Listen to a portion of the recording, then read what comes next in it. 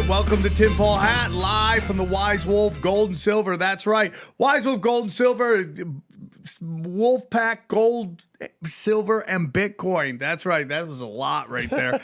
Just go to samtripoli.gold, use the promo code Tinfoil, and you too can get it on Price Metals game for as little as $50 a month, and we thank them for sponsoring the show. Listen, today's a very exciting day as we hurl towards the big 1,000th episode. We will be naming a new, an additional 4 names to Mount Crushmore. If you were part of the 5 that made it, you're always on Mount Crushmore. You'll always be Mount Crushmore. We'll name 4 more people there. So that the voting will be soon. Very excited to have this next guest on. He is a member of the Mount Crushmore Society. He is on the giant mountain, and he's been doing amazing stuff. I've been following him everywhere. He's just crushing it, and we're so excited to have him back. Please welcome from Mount Crushmore, Matt LaCroix. How are you, buddy? Hey, Sam. It's great to be back, my friend. It's been a while. We have a lot of things to talk about. The places you've gone and the people you've seen, it's been pretty impressive. I've been following you from afar. I mean, like, just the world you live in. I was just thinking about all the places you've gone and the places you've seen. It's amazing. Like, I mean, I haven't traveled at all compared to what you've done. And it's like you've seen probably the whole world. Well, I hadn't when we did our last show. That's what's so wild is that 3 years ago, right, or 3.5 years ago, we did our last one. And I had not done that much traveling before that. From that moment on to now has been a whirlwind. I mean, honestly, the last 2 years in particular has been the most exciting of my life. I've been to Turkey, especially the eastern part of Turkey. I focus on the Van region 5 times. Cambodia, Peru multiple times, Bolivia, and some other parts of the world as well. And, you know, like the Philippines and others, and Vietnam. But now we have a huge expedition planned right now for early June for Egypt because of this discovery. And we're going to be finishing this documentary I've been filming all around the world. 6 countries. We're finishing with number 7 in Egypt. And so we had to actually delay the whole documentary because we need to finish this monumental filming of the Sphinx Temple and some of the areas in like the Valley Temple around that region for this grand finale of everything that we explored around the world at that point, everything that we were searching for, following these breadcrumbs, these clues. And we finally, it culminated into this incredible discovery on Giza in Egypt. So yeah, it's been an amazing journey. I'm looking forward to going down that rabbit hole with you, my friend. So real quick, a couple things. Very interesting. You said the Van region of Turkey. I am Armenian. My family is from that area. My aunt told me it was the village of Van, but it sounds like it's a region.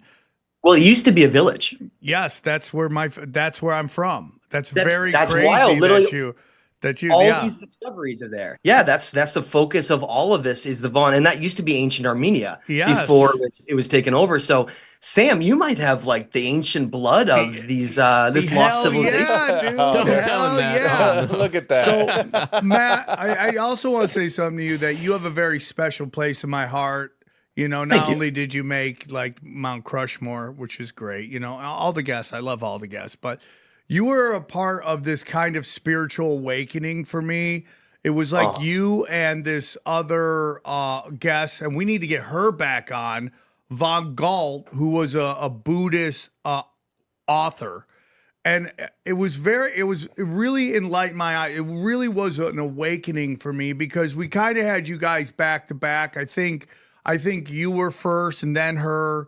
And it was very interesting because you were coming from a more, I want to say, scientific, you know, archaeology point of view about breaking this stuff down. And then she came from more of a spiritual side with Buddhism and all that stuff. And like you guys were saying the same thing. And I remember going, wow, that's just like what Matt said, or, you know, or if it was the other way around. But really opened my eyes on my spiritual journey to where I am now, dead on the inside. No, but the point is that I have a whole different view of the world since kind of your guys came on the show. So I just wanted to let you know that.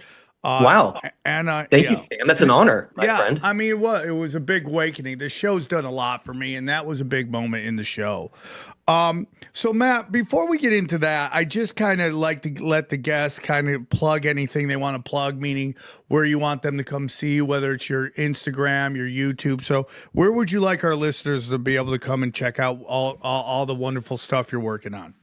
Yeah, well, the first thing is if as we're going through all this information, all these connections and discoveries and all this important stuff, I would love, anybody who wants to support me to get the newest book that I just came out a couple months ago called The Missing Key, Ancient Code of a Lost Civilization. And that lays the entire journey out and all the discovery, everything that's there, so that, God forbid if something happened to me, that it would, survive me into the future. But that book, my heart and soul went into that, and it's doing very well. It's actually been #1 in ancient Egypt on, Amazon for like 4 days now in a row. But and the other thing I just want to say for anybody who's interested is when we're looking at all this ancient Von stuff in particular, the Von region to me is the heart of a lot of this, that then it's like a central node that connects everything else around the world as like an origin point.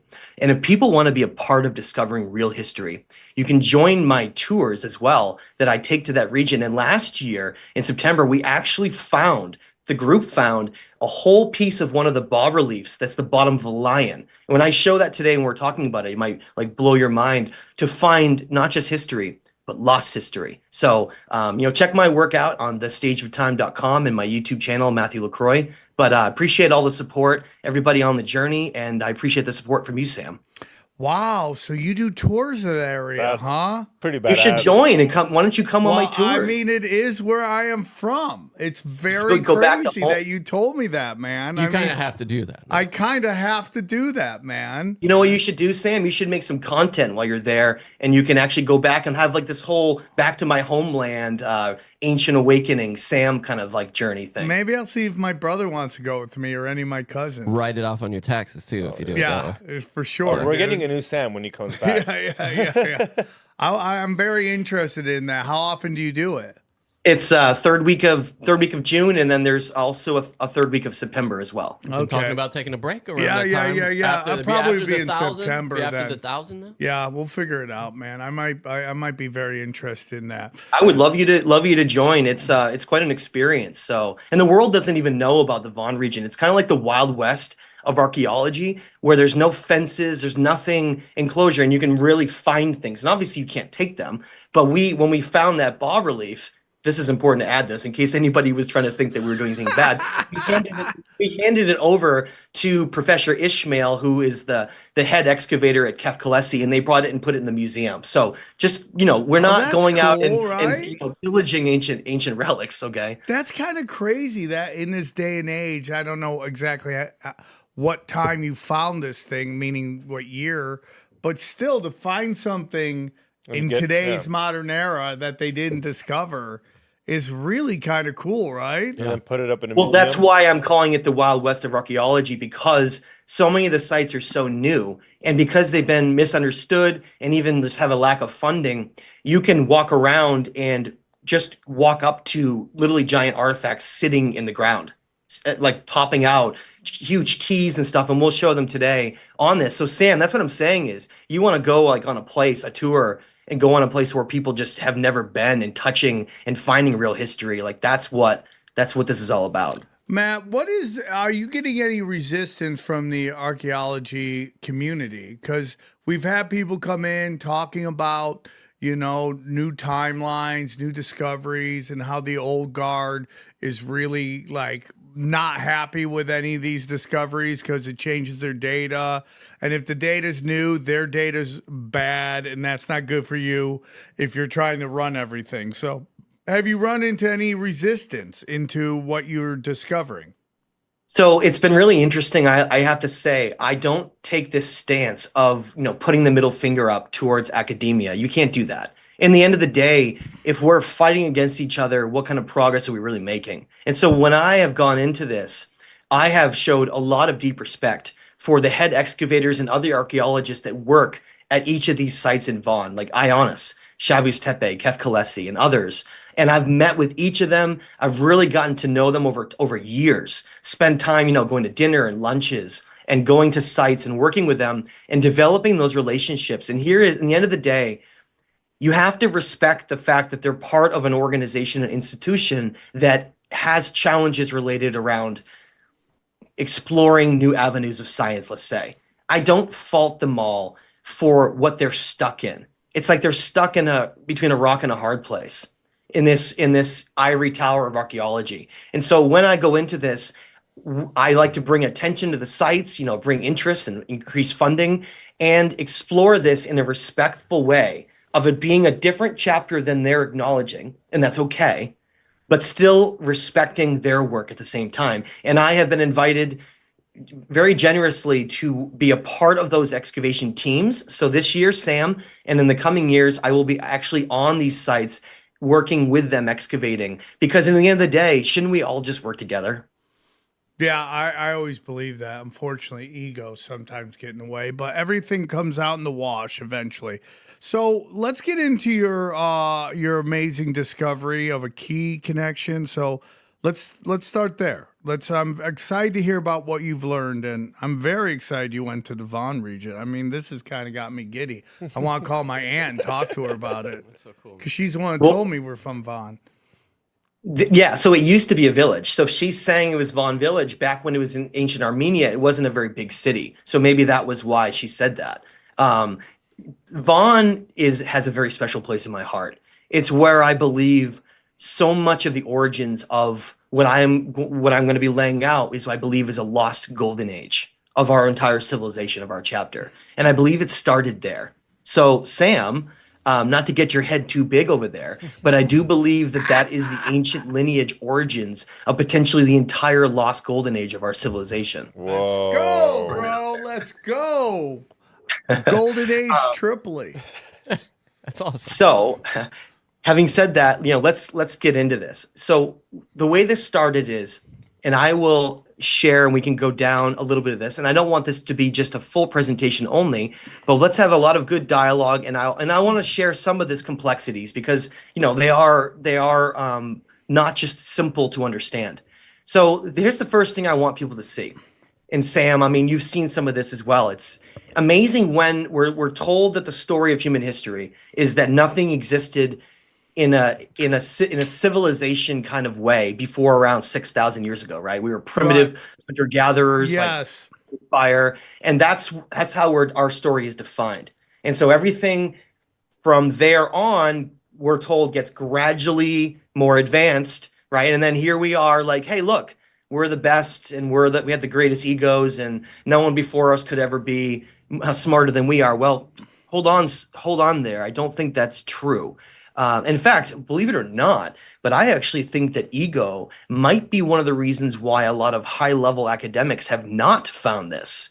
Because, if we imagine that we're not the smartest that we ever were, that's kind of an ego hit, isn't it? Yeah. For thinking accomplished is potentially not only not as grand as we think it is, but maybe not even quite the right direction. So yeah, it is interesting, dude. Like, why is the narrative that we came from caves and all that stuff? Like, why is that important to this official narrative? Like, why is that's interesting to me? I can tell you why it's important. Okay. Because they want to establish that everything that's earlier than 6,000 years ago was primitive hunter-gatherers, because then it's very easy to justify what we became later as what we are. And the whole model going forward of as we developed out of survival of the fittest, which is true because of disasters that basically reset us, yes, put us into a solar-induced dark age and other various climatic catastrophes. We came out of a survival of the fittest, barely making it, and then we end up in a warlike mentality. And so everybody is like, well, that's where we came from. That defines us. That's what we are.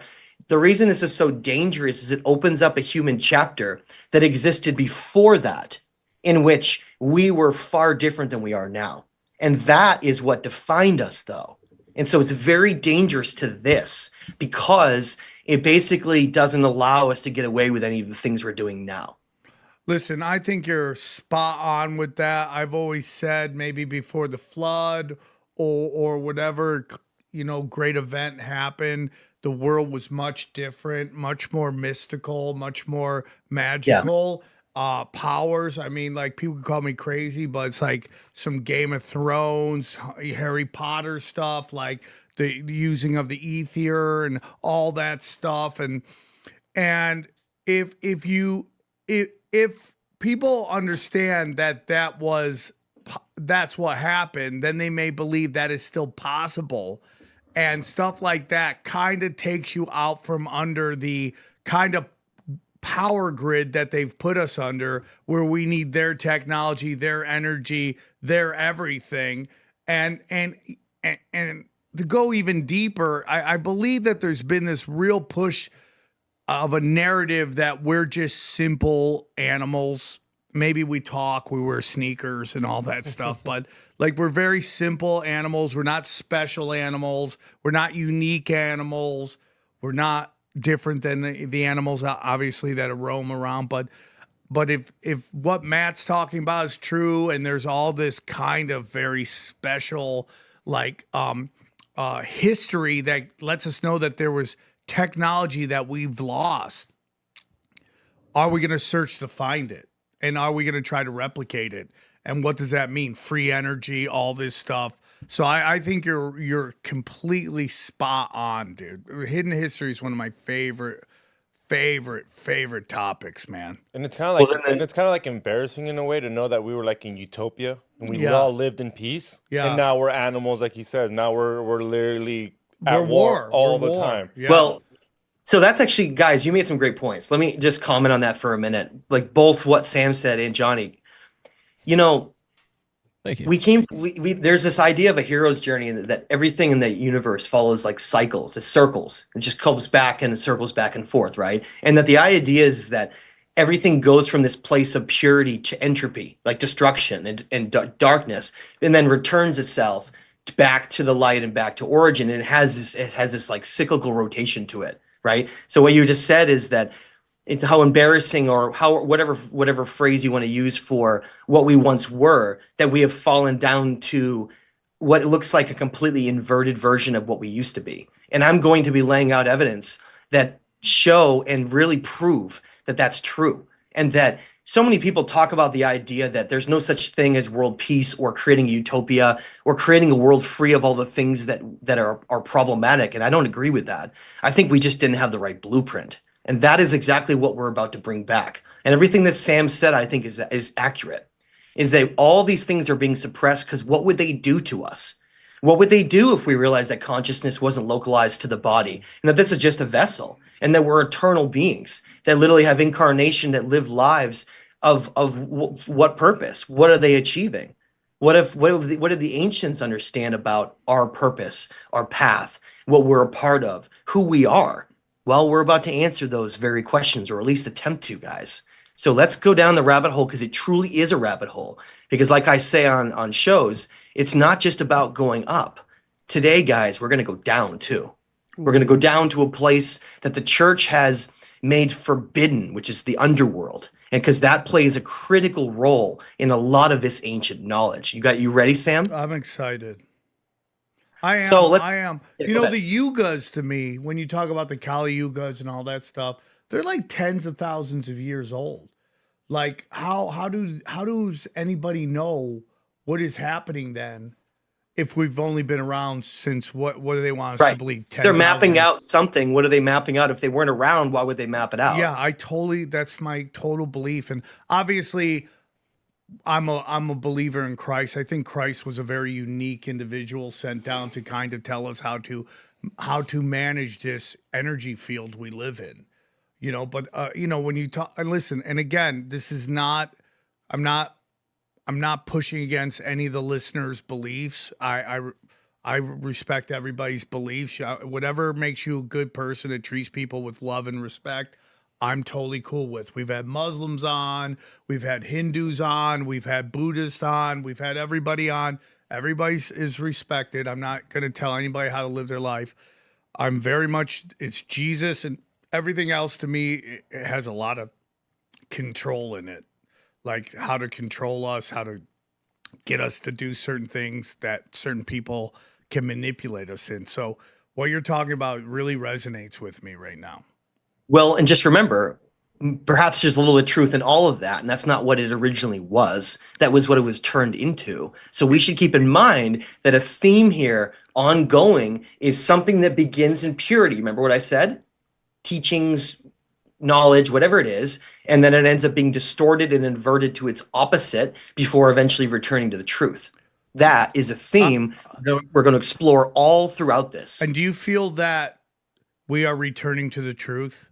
That's exactly where we are getting right now. That's why all this is emerging, and that's why it looks like darkness and destruction out there in the world, but it's really just the growing pains of a child growing up into an adult, which is what I think humanity is looking at the fact that we are growing up into something that we have not been for a long time. Yes, and that takes a lot of growing pains. I agree, dude. I right? It's like, not to go too deep off off this subject, but I just feel like this war that's happening in the Strait of Hormuz is enlightening that there's a lot of paper tigers out there, and what we've been sold on isn't working. What these people, these small group of elite people, which is probably a couple thousand people in a world of billions, who knows what that number is, but they're not as powerful as they want us to believe they are. And there's more of us than there are them. And we're starting to wake up to that. And try to think of it this way, guys. Like what you were saying, Sam. It's all about ages. You brought up Yuga ages. Yeah. Cycles. But let's talk about zodiac ages. Remember, so you brought up Christ. Yeah. 2,000 years ago is the beginning of Pisces. Every age is 2,100 years. So Pisces was the last 2,100 years. Look at how horrible Pisces has been. Yeah. Okay. Pisces has been the most destructive time period basically in all of human history. Now, but think about it for a moment. We're entering into Aquarius right now. This isn't like some woo-woo energy joke. This is real. The ancient civilization that we're about to go over and show, they were obsessed with tracking cycles. They understood that cycles define everything, and that because the Earth has a wobble, because of what's known as the precession of the equinoxes, it faces different star constellations every 2,100 years. Very important to understand.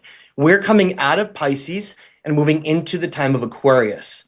Now, we're in that energy exchange right in between both. It's always super messy. Always super messy. And look at what's happening. We're going to have to I think it's important we talk about this right now because it's on most people's minds. We'll get into the ancient stuff in a second. What's happening right now? You're seeing war being created in these places that they've had as like an extra hidden ace in their back pocket, as at the very end of a cycle where war is not acknowledged, not wanted by the world. It's rejected. Everybody has moved on consciously into this different place, right? And yet that same war mentality is propelled and pushed. Why? Because that's the old energy that refused to want to budge. Yes. It refuses to want to budge into the new age. So it creates these events. They flare up, they die because they have no support. Why? Because we're conscious co-creators. So when people don't support them any longer, there's no energy behind it. They just die out. So notice they just keep flaring up in the same places because there's no other play cards left. They're done. They're out of their hands over. Okay, so this is all they have left. I totally agree. So they're trying to play their last hand, trying to see if they can get the world to go into this place again, and the world is rejecting it again, yet again, and it's going to eventually fizzle out. And I'm actually of the impression that this could be the last war ever in history. Because consciously, humanity is moving so far in the other direction that once this breaks with the old energy, that old energy will never come back again. And we're in that transition right now. It's like a kid having a tantrum because he's upset that he can't have the same things he used to when he was a child. Because when a child goes into an adult, they go through those growing pains, right? I think that's exactly where we are right now. And I do agree with you that there are elites that are trying to maintain that control of a war narrative. Why? Because 70 or 80% of the GDP of the United States goes into war. Yes. What happens when war isn't justified anymore? Yeah. And that is where you get a whole new world birth out of that, was when there is no justification for war. And guess what? It was like a chess match that was just being played by a bunch of people at the top. It wasn't even real. Guys, the world is burning. They're trying to destroy the dollar. And if you want to solidify your money, you got to get into precious metals. And there's no better place than Wolfpack Gold, Silver, and Bitcoin. That's right, Wolfpack Gold. Let me tell you about Wolfpack Gold. If you're paying attention, you know that de-dollarization is real. Fiat is fake, and you don't want to be left holding the bag when the dollar collapses. Gold and silver has been money through all of recorded history and are an excellent way to protect yourself from inflation and geopolitical turmoil. That's why I trust my friends at Wise Wolf Gold and Silver for all things precious metal. Veteran owned and an A+ rating by the Better Business Bureau. No transaction is too big or too small, and you can even roll over your 401k or IRA into physical gold and silver. And if you think you can't afford precious metals, think again. With the Wolfpack monthly membership program, you can get gold and silver delivered directly to your door for as little as $50 a month. Wise Wolf Gold and Silver also deals in and accepts Bitcoin. So go to samtripoli.gold, promo code tinfoil at checkout to receive free constitutional silver. And remember, in the world of bulls and bears, be the wolf. Guys, everybody's life is getting crazy, man. We're working harder and working more, and that's why it's hard to get a good meal in. And that's where our good friends at Home Chef come in. They are the best meal kit company out there. Let me tell you about Home Chef. Home Chef has been my go-to cozy home-cooked meals without the hassle, from easy oven-ready meals to hearty, satisfying recipes that make winter dinner feel effortless. Home Chef makes cooking simple, fresh food delivered, easy recipes to follow, and meals that actually taste great. And people really love it. Home Chef is rated #1 by users of other meal kits for quality, convenience, value, taste, and recipe ease. They've worked with chefs like Gordon Ramsay, love Gordon Ramsay. Now they're partnering with Giada de Laurentiis, bringing restaurant quality recipes straight to your kitchen. You'll find these chef-inspired recipes across Home Chef's culinary collection. They've got classic meal kits and express options, each designed to help you feel confident in your kitchen. Whatever kind of day you're having, Home Chef has you covered. They've got classic recipes with fresh ingredients. They've got 30-minute meals, oven-ready trays, and even quick microwave lunches. There's even a dedicated family menu for easy 4 to 6 serving dinners. And it's not one size fits all. Home Chef has over 30 meal options each week with choices for different diets and tastes. Plus, it's affordable. Home Chef customers save an average of $86 per month on groceries.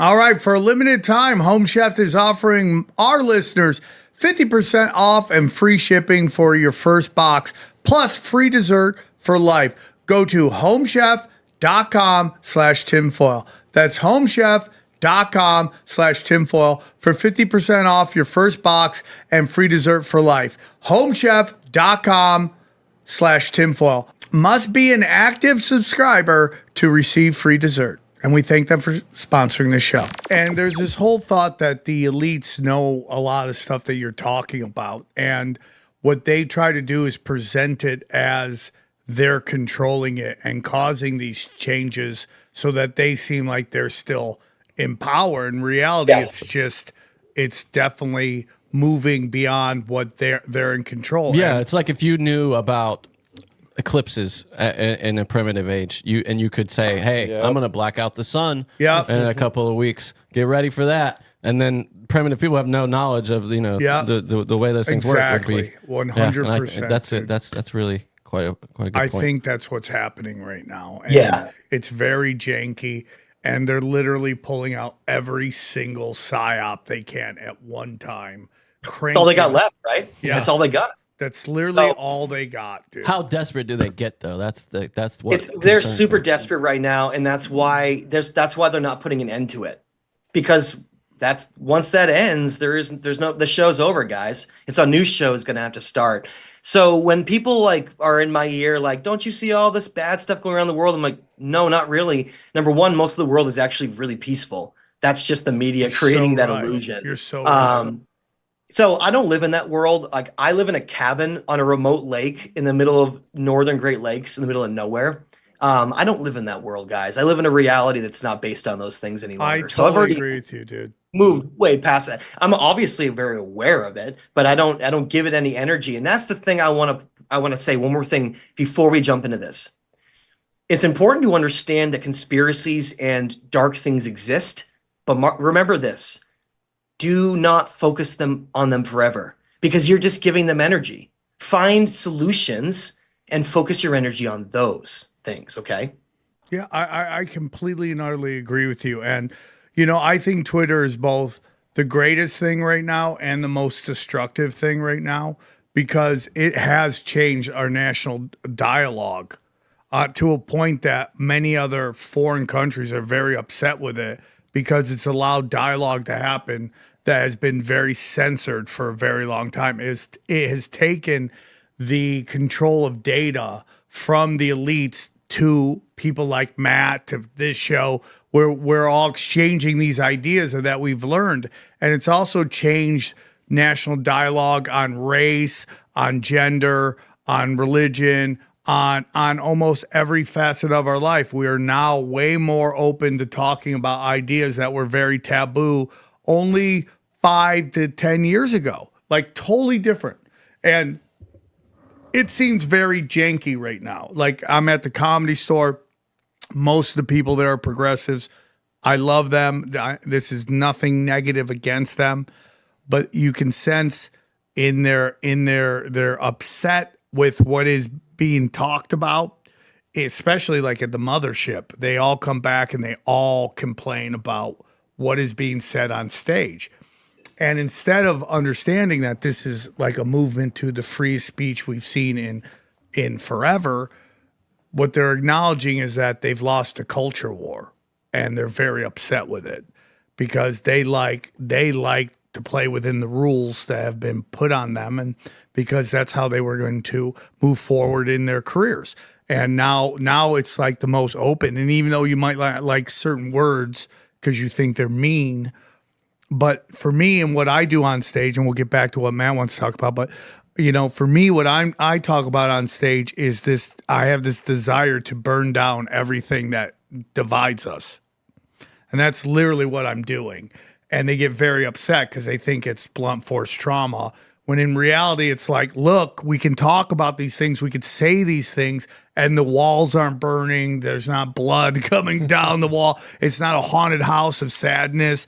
It's really just what it was up until maybe the 90s, where we had a lot more open dialogue. If you watch like Tough Crowd, stuff like that, the way everyone talked to each other, it was way more freeing. And now you've had these like weird rules put on each other. And the point of this long rant I'm going on is that we're getting to a point where these things that divide us for a very long time are starting to slowly slip away.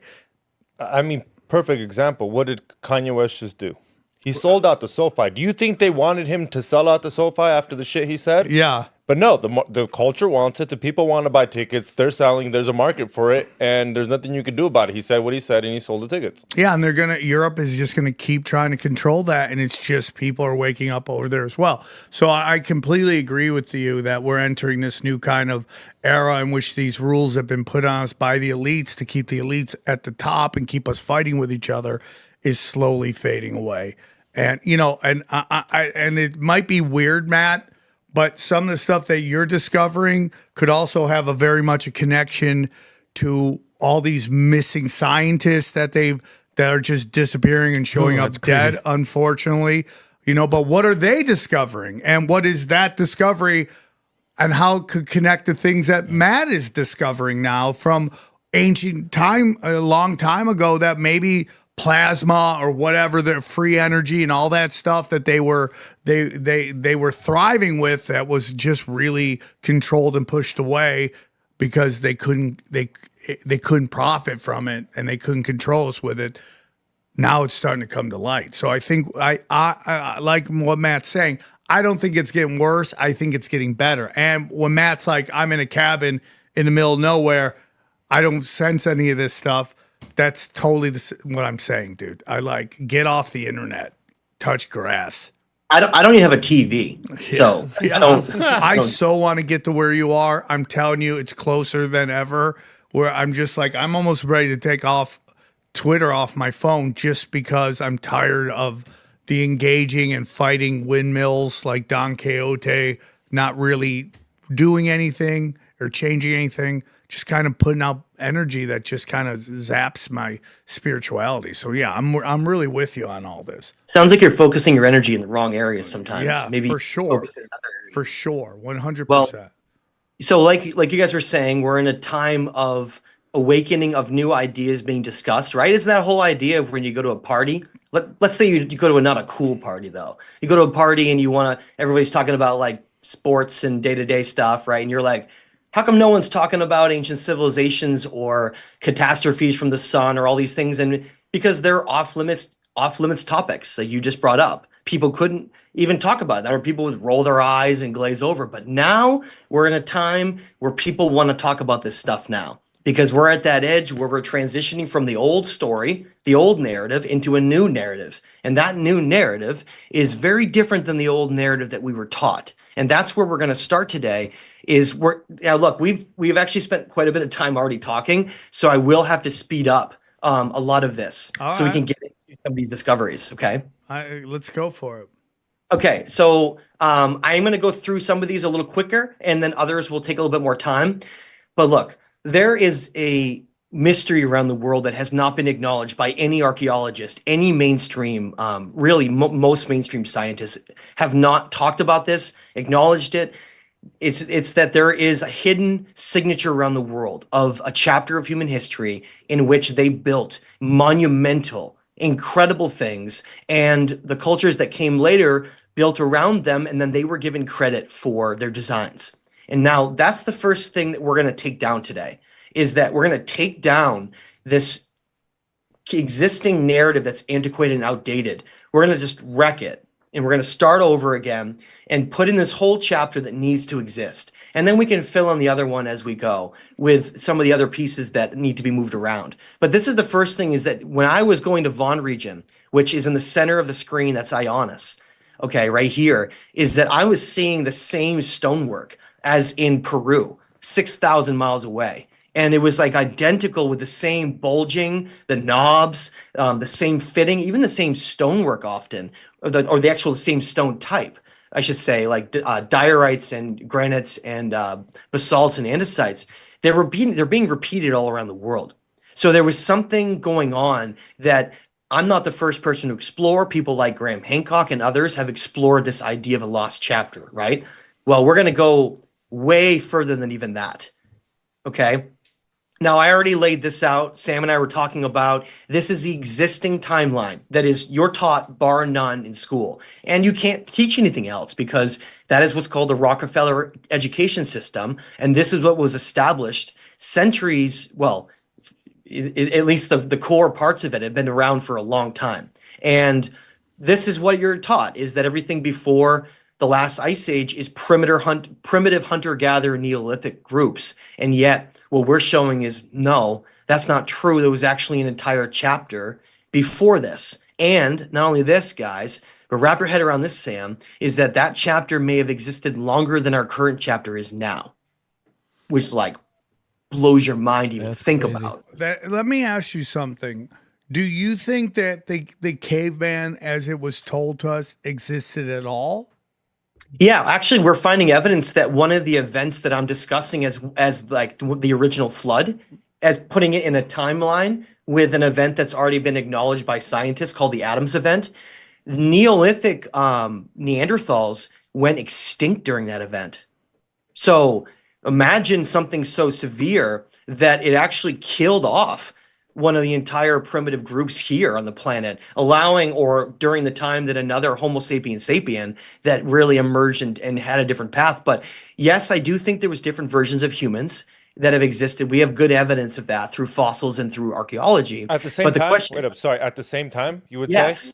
yes, and it's actually not that different than now. Again, if you look at in the Amazon or islands that are really remote out in the Indian Ocean, there are still tribes that exist today without any technology, right? So what's the difference? There isn't one. They probably just had more of an extreme then, but it still existed.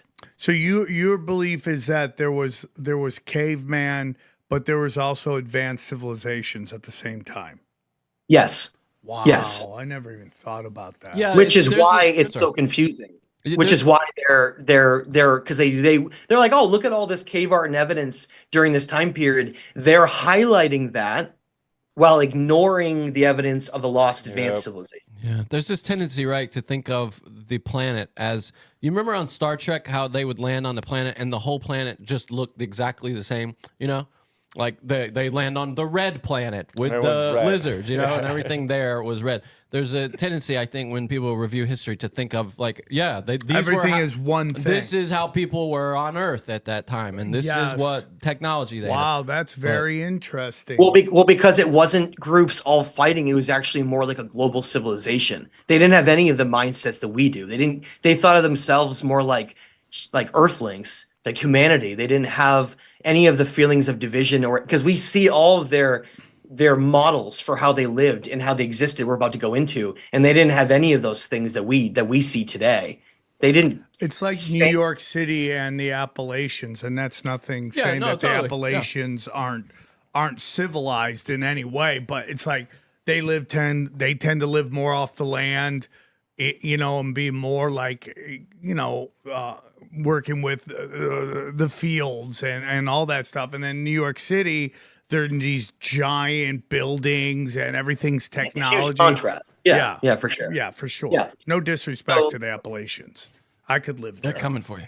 I like. Well, if anything, we should get back more to the Appalachian mindset. That's what this civilization was more like. So, this is the timeline. We're gonna break this timeline today. We're gonna really break this open and get into some new areas. Now, that's why people say I build up too much and don't get to the point often, because we have to understand context.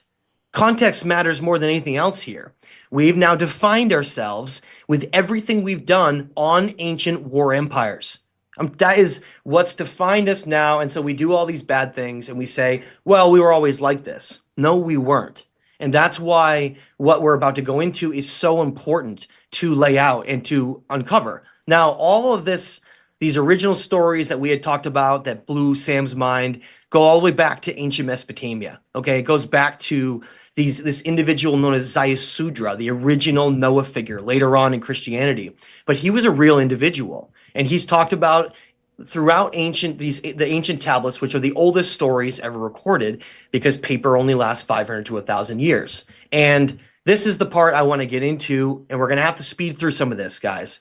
Okay. Well, just so to the listeners, you've shown us some what would be called Sumerian tablets almost. I don't know if those are but they're like that. Mesopotamian cuneiform tablets. So cuneiform is a wedge style of writing. It's the oldest form of writing on Earth. And there have been thousands of tablets that have emerged from ancient libraries from Sippar to Nineveh in modern day Iraq, hence Iraq war, think about, and stealing of antiquities in the museum, not to trigger Sam over there. But so you got to imagine this is the origin ancient land where there were a lot of secrets and important things. And so these tablets chronicle the earliest stories we have. And it's what I use for a lot of my work and creating a new timeline, putting this story together and trying to understand, how do we get from point A to the golden age? How do we get from A to B, right? How did that happen? Well, this is how I've found that, is that amongst these ancient tablets are stories from the very beginning of all of this that were carried down by ancient civilizations that began with the Sumerians. Then you had the Neo-Akkadians, you had the Assyrians, Babylonians, and so on. And they carried all of these stories down from the oldest stories ever written. And that's what we're exploring to start, because that's what gets us to the Van region, okay? So you get the story of the first 5 cities ever created, ending with this city called Shuruppak. And that's the city of this ancient figure Ziusudra, who's a great sage and a king who becomes the Noah figure. But try to take out the Noah story because that became really embellished later on. It's not really what the original story was. So here we go. In 1931, Penn Museum, which is why we went to Penn filming, goes to the deserts of Iraq to find a mythical city that they said wasn't real, right? Because they are talking about tablets, and often things mentioned in tablets are considered allegorical or just some kind of a myth, a legend. They're not real. And that's actually how most of them are viewed. So even having said that, in 1931, they go to the deserts of Iraq because they're searching for a city that's not supposed to be real called Shuruppak. They get down 6 to 7 feet on the right. That's accurate based on the line, like if you were to draw a line across the screen. And they find the remnants of Uruk and Gilgamesh. Very important to understand, okay? Why is that important? Because we're told that that's when civilization emerged, during the time of Gilgamesh in Uruk, okay? And I'll show you that in a second. But what they found was that way beneath that, they found a huge flood layer, and then they found the remnants of Shuruppak. And they knew that because ancient tablets from here, from Uruk and Gilgamesh, talked about how Shuruppak was down there. That's how they know. Damn. So these are actual photographs from the field. They go down 20 feet, and they find the ruins of a mythical city, okay? That'd be like digging right here and finding another city under here. Well, how about more than one? That's because crazy. at the top, there was another place called Tel Farah. So there was actually 3 civilizations in the same place. So which is wild to think about. Are they just building on top of each other? No, so imagine here, I'll go back to this really quick. Yes. And that is a core theme everywhere around the world, is that ancient cultures knew places were important, but even if they were buried, they would still build on this in the same place. Well, it's almost like what maybe I'm wrong here, but like, so you have a civilization, some catastrophe or something happens, it gets buried, another civilization builds on top of that, maybe not even knowing that the other civilization's under there. Yeah. And then another catastrophe happens, the cycle, like I forget who we had on. I wish I could remember his name, but he was talking about how like in one area, they just kept digging down. They dig so low that they actually got to where they saw Chinese being written. So, because it makes sense. Because if LA got destroyed, who wouldn't come and move back into LA? Yeah, like if a giant mud flood came and covered LA, and then we're right at the beach, someone would build above that, never knowing that LA I mean, was. we're going to do it in the Palisades right now. You know You're what I mean? totally right, dude. Yeah, because of the fires, Great point, dude. Great point. No, yeah, that is a good point. Guys, listen, everything is getting more and more expensive, but guess what? There's a way to save, and that is Upside. That's right. Use your purchases to put more money in your pocket. Let me tell you about Upside. Gas, groceries, eating out, even on the tightest budget, there's no escaping them. But here's what you can control: getting cash back every single time you fill up. Hit the grocery store or go out to eat with the Upside app. The free Upside app gets you cash back on gas, groceries, and dining, those big 3 things that are always draining your wallet. And here's how it works. You just open the app, claim an offer, and pay with your card like normal. Then you get paid. It's that simple. It's incredibly simple. Wouldn't you agree, Sam? I agree. And yes, it's cash back, not points you'll never use or credits that will eventually expire. It's cash back, money you can transfer straight into your bank account. That's not marketing speak. Independent studies confirm that Upside users earn significantly more than traditional rewards programs. Over 100,000 participating locations means once you start checking the app, you realize how often there's an offer right where you're already going. Users earn $1 million in cash back every single week. And unlike with other programs, you can stack Upside with your existing credit card and loyalty rewards. Dude, Hall Pass Ice Cream, get out of here, dude. That's amazing. I love that place. It's one of my favorite ice cream places. And you get 6% back. Come on now, dude. That's amazing. Upside is giving back $1 billion to its users. To find out how much you can earn, download the free Upside app and use promo code Tinfoil Hat to get an extra 25 cents back for every gallon on your first tank of gas. That's an extra 25 cents back for every gallon on your first tank of gas using the promo code Tinfoil, and we thank them for sponsoring the show. No, it's true. So imagine just for a minute, like you guys are saying, at the very top of this is Tel Farah. Then here is Uruk and Gilgamesh, which is supposedly the rise of civilization. And then at the very bottom, they find Shuruppak. Now, why is this important? Well, that's because of right here. You just do a quick Google search. So if Sam jumps on his phone and he's like, wait a minute. So we're told that Uruk and Gilgamesh are the beginning of civilization itself. Well, look, Uruk, they say, is a Sumerian city. No, it's not. None of the tablets say it's a Sumerian city. All the tablets say the first 5 cities heir to Shuruppak were Sumerian, and then Neo-Akkadian is Gilgamesh, and it's a whole reemergence thousands of years later.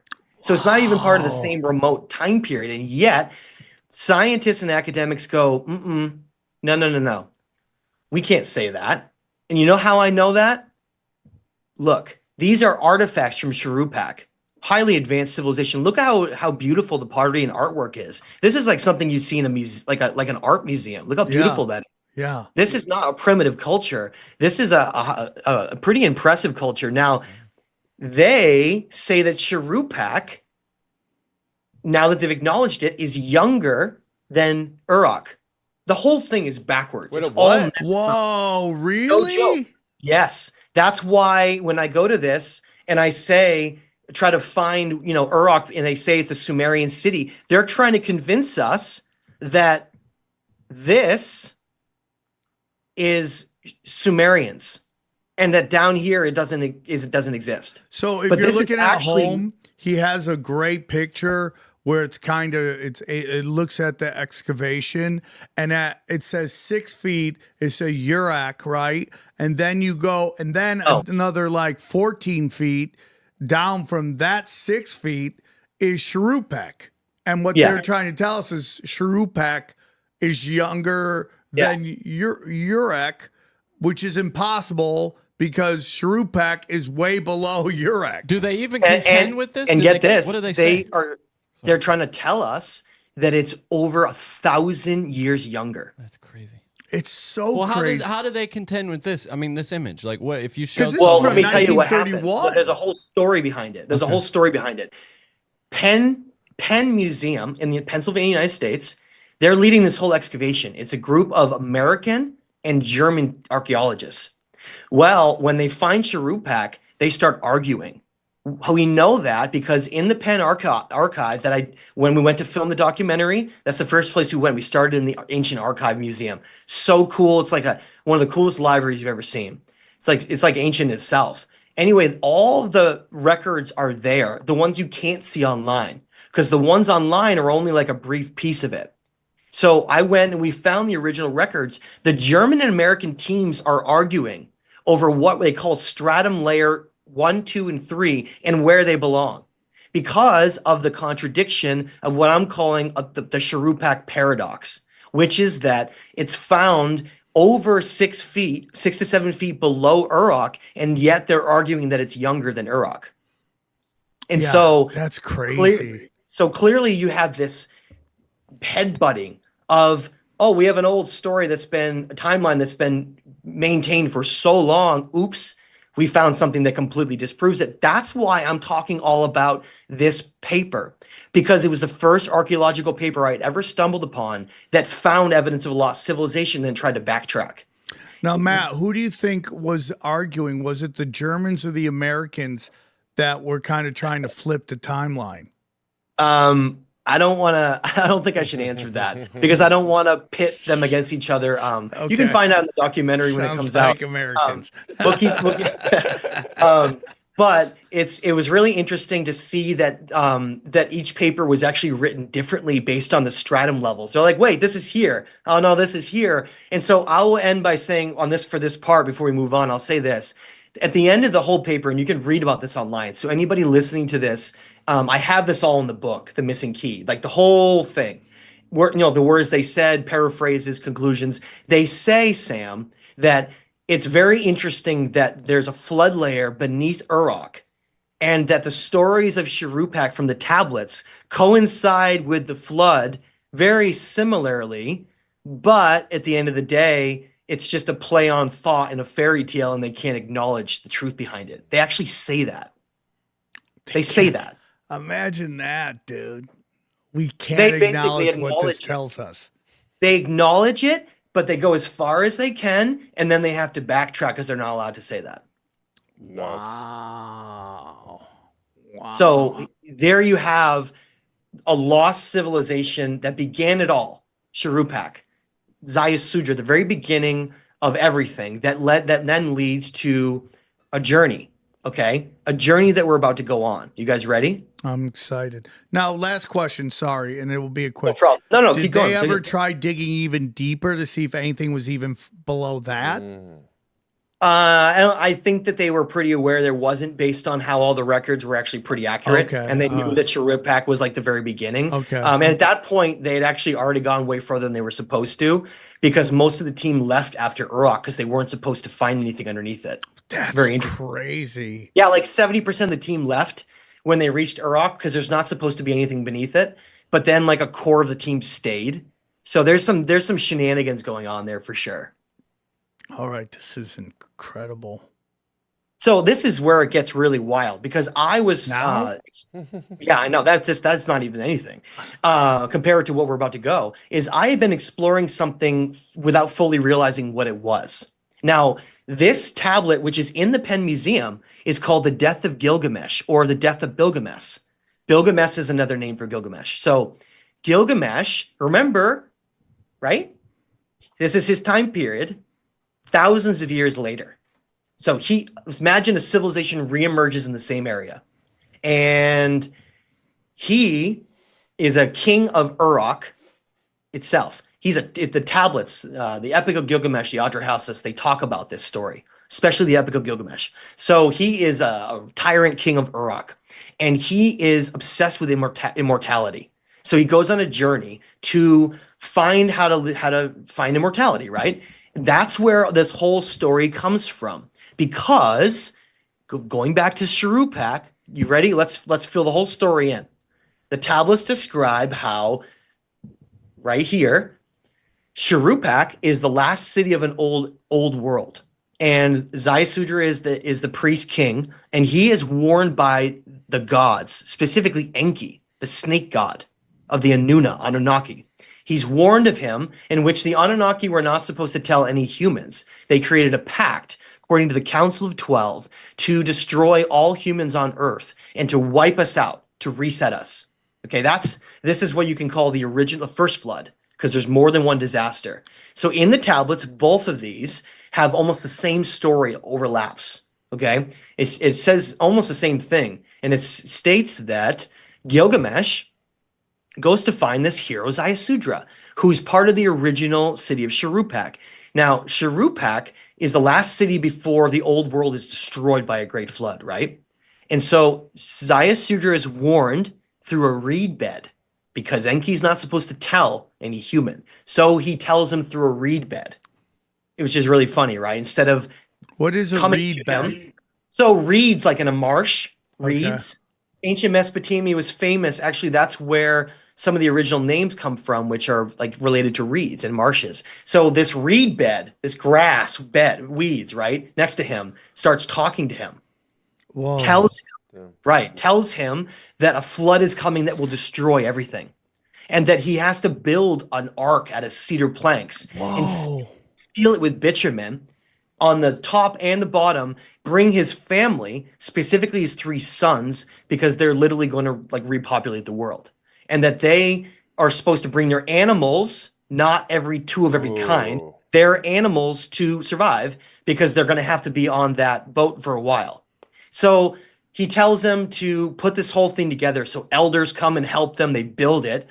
And the elders don't actually believe it's really going to happen. This is what's wild. Even the people that help him build are like, come on. So it comes, it destroys and wipes everybody out. The tablets talk about how it's total chaos. You can't even see people. It's like raging darkness and all this catastrophe from not rain. We'll get into it. And so Ziusudra is in this boat, and it's basically like the whole you can imagine wave coming through and just destroying the old world, gone. And he is on this craft, and supposedly it's like 7 days, 7 nights. You know this story, right? They let birds out, and they don't come. They come back because there's no land, and they finally do find land, and they supposedly they land. Not supposedly, the tablets state they land in the mountains of Ararat, your home country. Okay, ancient Armenia, and this is where it gets interesting. Is that there's a tablet in the British Museum that I just got a chance to go see just a few weeks ago. If you go on my channel, you can see all that content. So amazing to go to British Museum. They have a tablet there called the Babylonian Map of the World. And it's the oldest map that exists, bar none. And in that map, there was an intern in the 1990s that found a fragment that they had mislabeled. And because they didn't have that fragment, they couldn't translate the whole thing. So they put this fragment back in. It's part of a triangle of this map. And they're able to read the whole thing. And the map talks about all these regions around Babylon. And it specifically talks about Ararat as being the landing place of Noah, of the ark. It says the ark. It says the landing place of the ark. So we have really good evidence that that story actually happened and that they landed there. Okay? So going forward, this is where it gets interesting. In the story, Ziusudra comes out of the ark on Ararat, right? And this is from the tablets. The Anuna gods come down, descend down from above. And Enlil, the storm god, is furious. He says, no man is supposed to survive the catastrophe. And Enki gets into this argument saying, I warned him to preserve the seed of life. Whoa. Now, what happens before the tablets fracture off and we never hear anything ever again is that Ziusudra is the last human ever given immortality, because he preserved what was the seed of life that I originally thought was genetics. It's not, because there were other humans still existing in other parts of the world. The flood wasn't global. It was the whole region of that part of the world, and I can explain more about that as we go. But the seed of knowledge, I ended up realizing, is what these me's are. Now, Ziusudra is given immortality for protecting the me's, which is like divine knowledge of everything, of literally everything. He preserves it. He preserves that knowledge, okay? And because of that, he's rewarded by being given immortality. And where is his domain? In the underworld. So that's what religion turned into hell and all these things. We're going to get into that whole journey. So what happens? Go thousands of years further into the future. Gilgamesh, a tyrant king of Uruk, is obsessed with his own mortality. And so he knows the stories of Ziusudra. So what does he do? The whole point of the Epic of Gilgamesh is that he goes on a journey to go find Ziusudra and find the secrets of immortality, right? It's a wild story.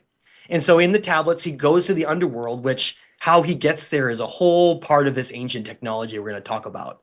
But he goes down, and that's where the stories of Sharon the boatman, Sam, it's the Greek story, how they put the gold coins on the eyes and they ferry you across the underworld. We've been shown that all throughout media. Yeah. That comes from this story. That's where that comes from. Whoa.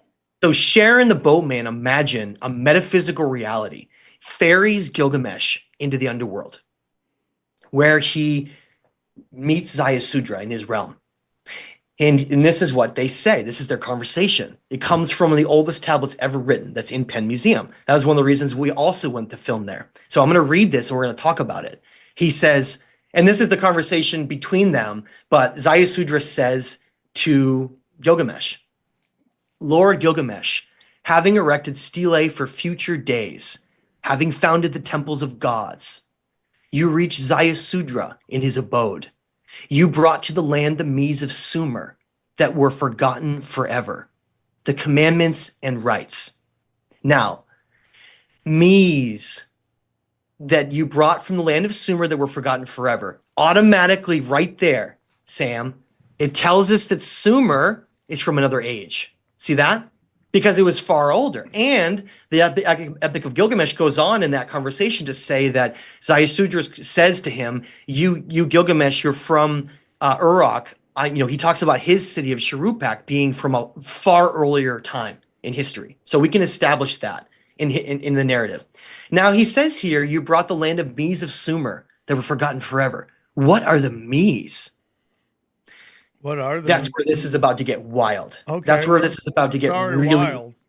It's wild. Out of thousands of tablets, there are only 2 that talk about the Mies. I've gone through all of them.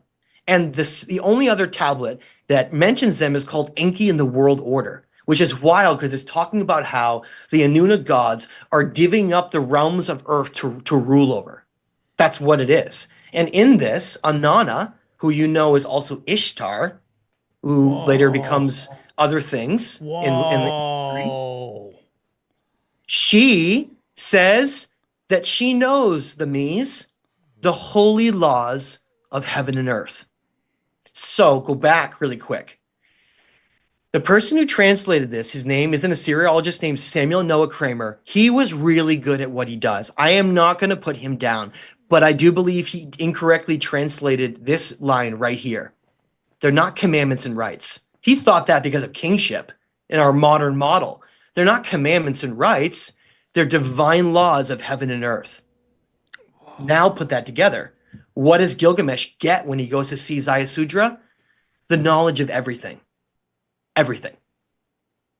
Now imagine seeing Mesopotamian depictions of handbags and pine cones being passed. What do you think they're passing around the world? Knowledge. Not just knowledge, but the knowledge of all. The most high-level divine knowledge, the knowledge of heaven and earth. Whoa. So what happens? Gilgamesh returns from the underworld. He loses the Mies.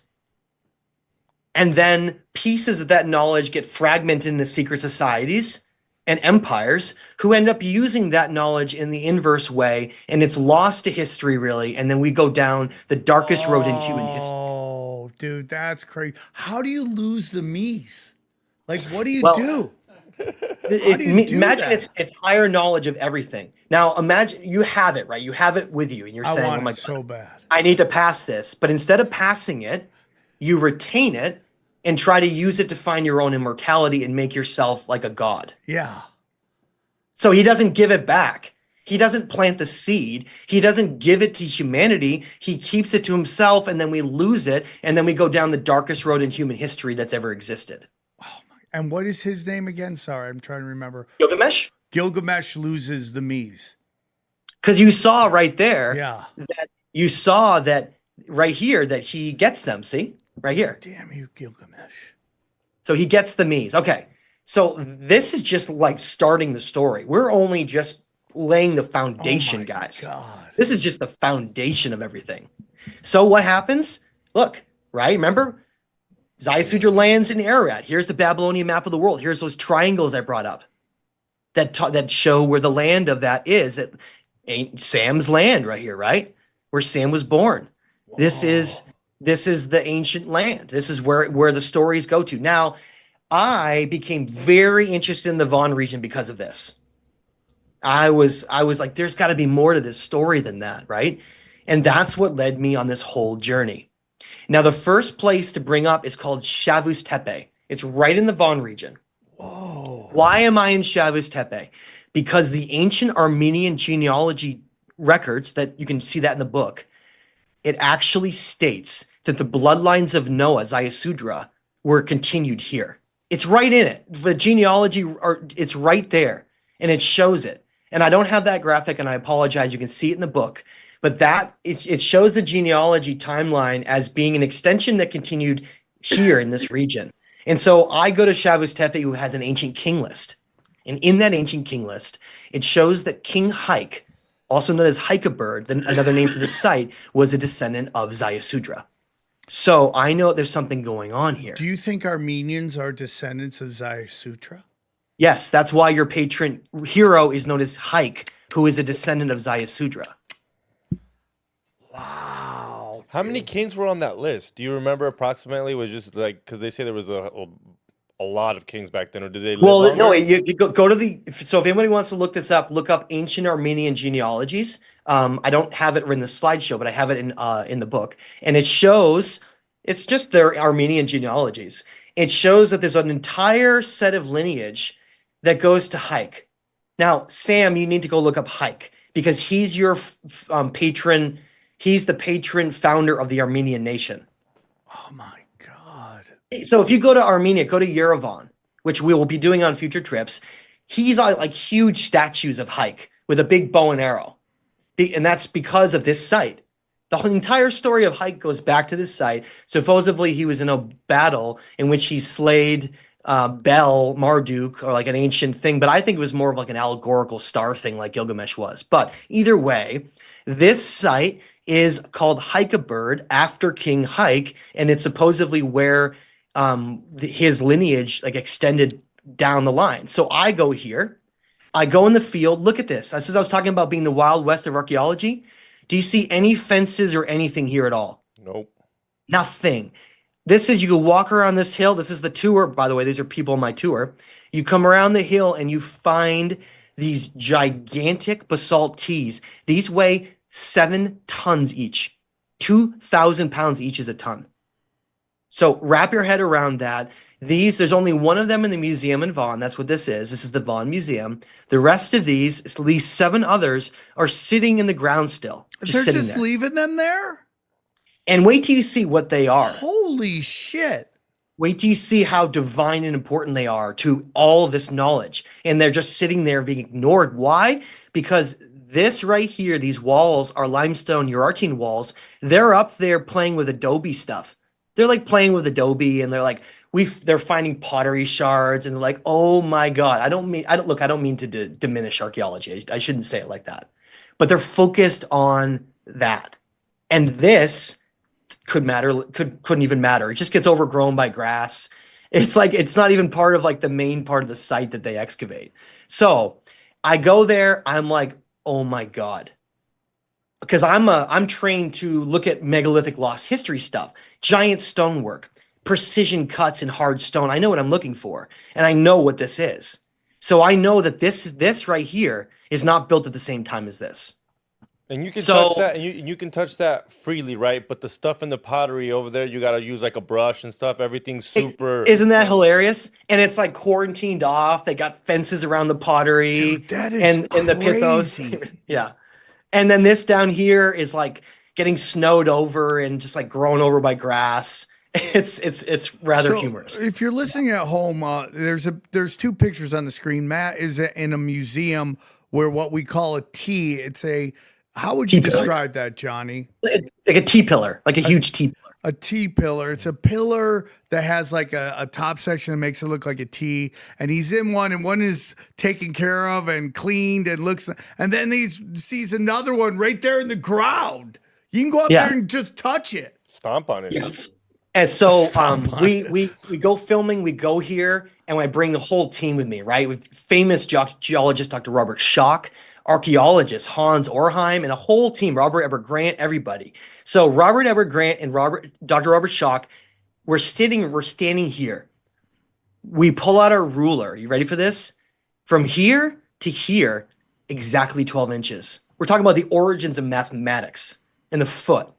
Okay, on these sites, and it's really interesting because it actually even kind of looks like the uppercase Latin letter for pi too, for Greek. So yeah, it does look like pi. That's why I was trying to describe it. It looks more like pi than a T. Also, it's like an arrow slit on like a modern or not modern, but much later, a castle like you would see in England or something. Yeah, well, a lot of that stuff was incorporated later into history. It's really interesting. So the next site in the core of all of this, imagine Shavuos Tepe is a nodal temple off of a main temple complex, and that would be Ayanis. This is where I believe it all began. This is where Ziusudra and the knowledge was brought to create something very special. Now, take a look at these stones. These are andesite stones. They're even harder than basalt. Look at these laser cuts. Again, Mohs hardness scale, density and hardness of stone. Diamond is a 10. Mica is like a 1, right?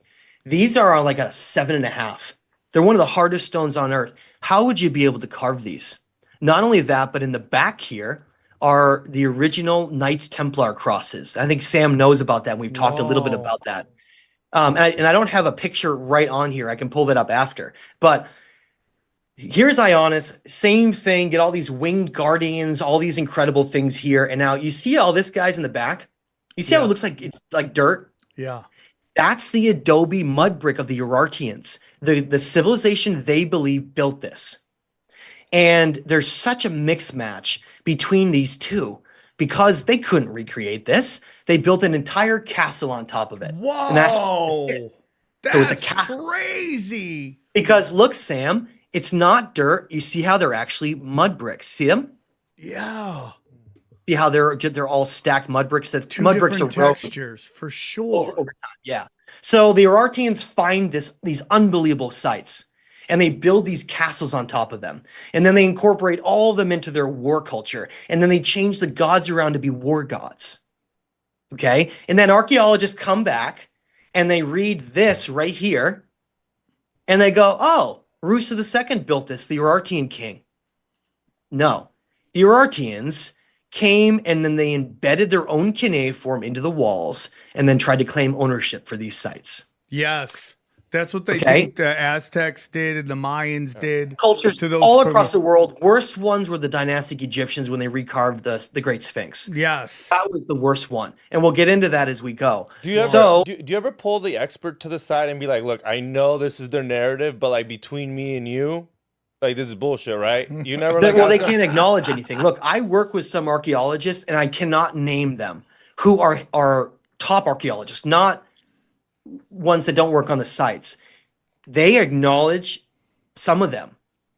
Some of them acknowledge what I've found privately, and they basically can't. They don't Publicly, say, yeah. but they don't. But they emphasize, or they hint. I should say they hint that they can't say it publicly. Wow. Oh, there's a whole dynamic being controlled here. Now, how do I know that this wasn't original? I don't have pictures on this slideshow, but in the book, I go over and show how in the cuneiform, there are damaged areas in the block in which the Urartians wrote around, meaning that if you had the capability to build these stones with the most sacred temple and you had a damaged block, you would just put a new one in. But instead, the damaged areas, they wrote around them because if they didn't, they would break the block, right? And the texture's different too. It's just And that got and different- it means that they came and found it without any inscriptions because again, I don't think this civilization left any writings behind at all. That's not how they conveyed information. And so they come and they find it and then they put their cuneiform in and then archaeologists think it's like a closed story. Like, oh, it was the Urartians, which are, by the way, for a timeline understanding for people. The Urartians were here 2,800 years ago, 2,800 years ago during the Iron Age. And I believe that this was originally built, are you ready? 40,000 years ago. Which means the Urartians come thousands of years later and find this and then turn it into a castle and then put their cuneiform in and then archaeologists believe they built it.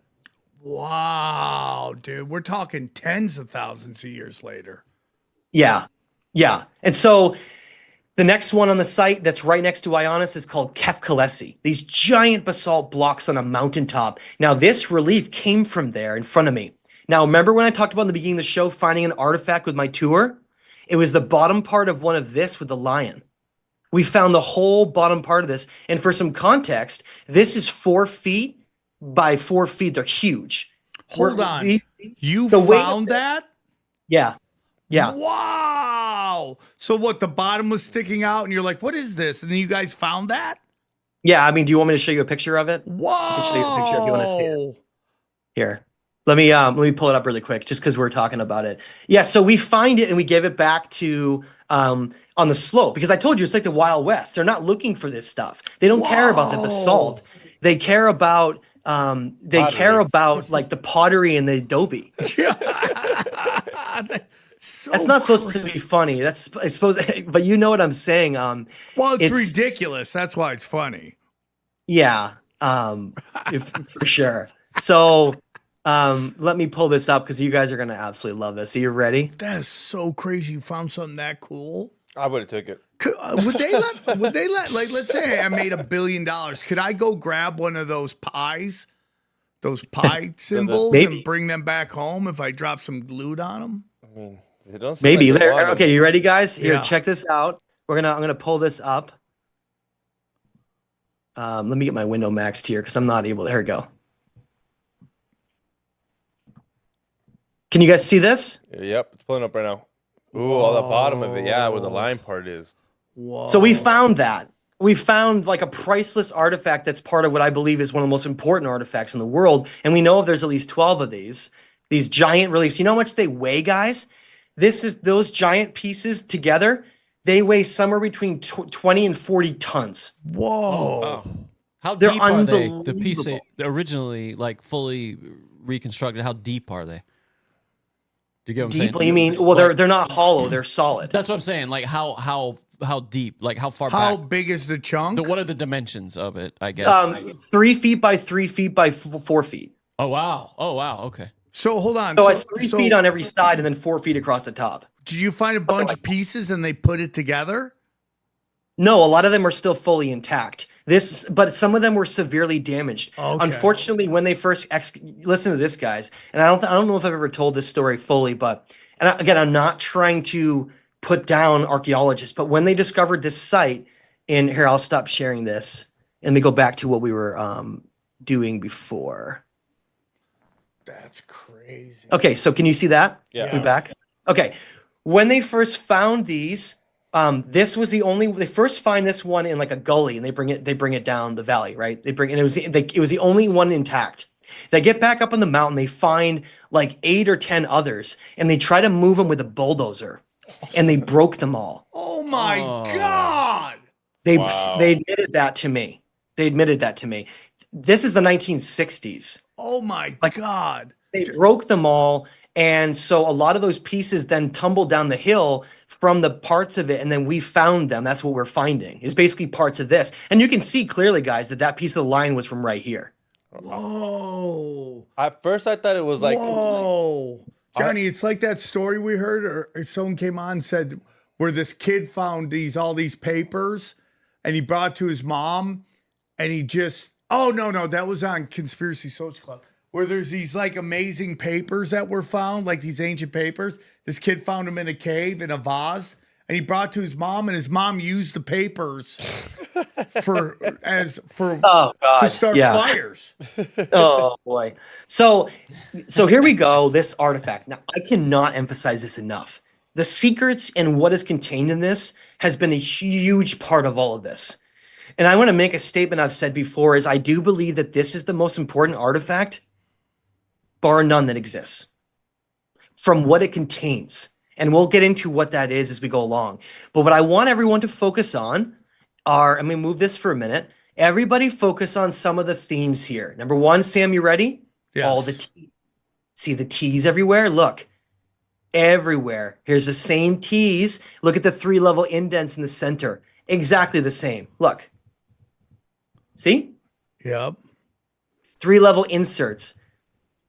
T's all over it. Then you need to, here's your pine cone and your first chalice, I believe, in history, which tells us that he's passing a religious or spiritual doctrine.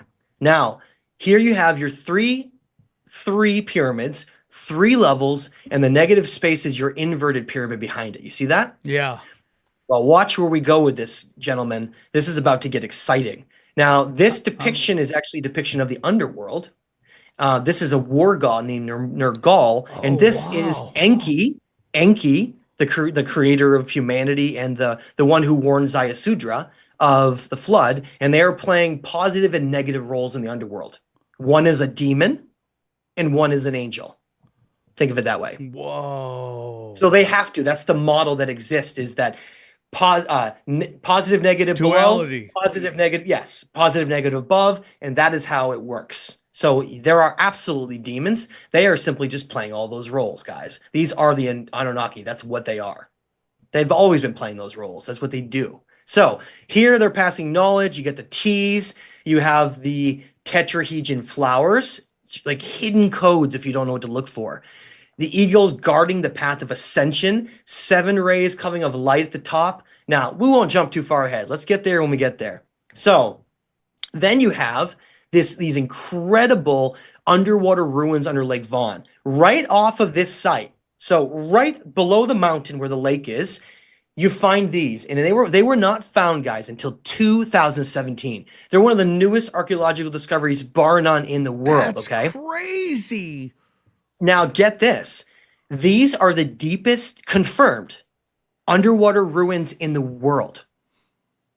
Sit with that for a moment. Confirmed. There are ruins off of Greece and off of Egypt that are confirmed that are shallower than this, because these ruins go up to 75 feet underwater, up to. Whoa.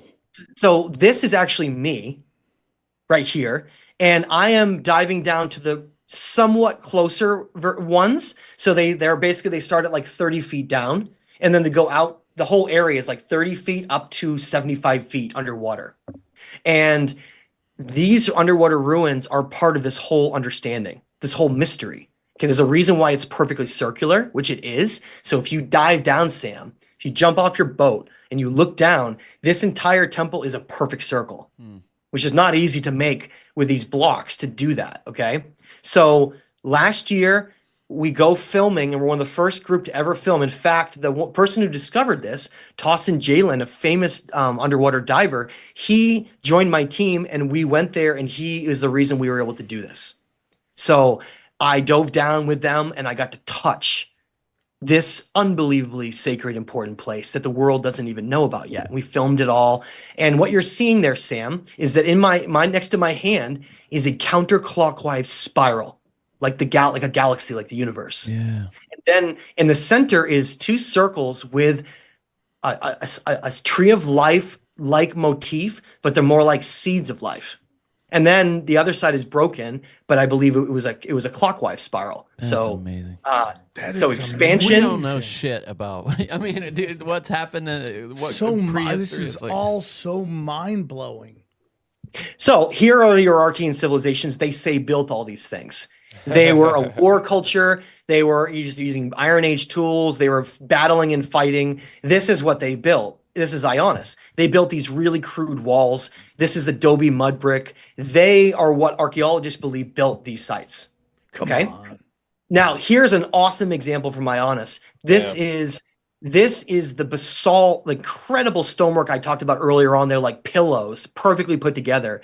This is the mud brick castle, guys. Try to imagine for a minute, like put your head into the fact that take this grass out. This is a castle, the remains of a giant castle. None of this is dirt. These are all bricks. See them? Yeah. This is a giant castle on top.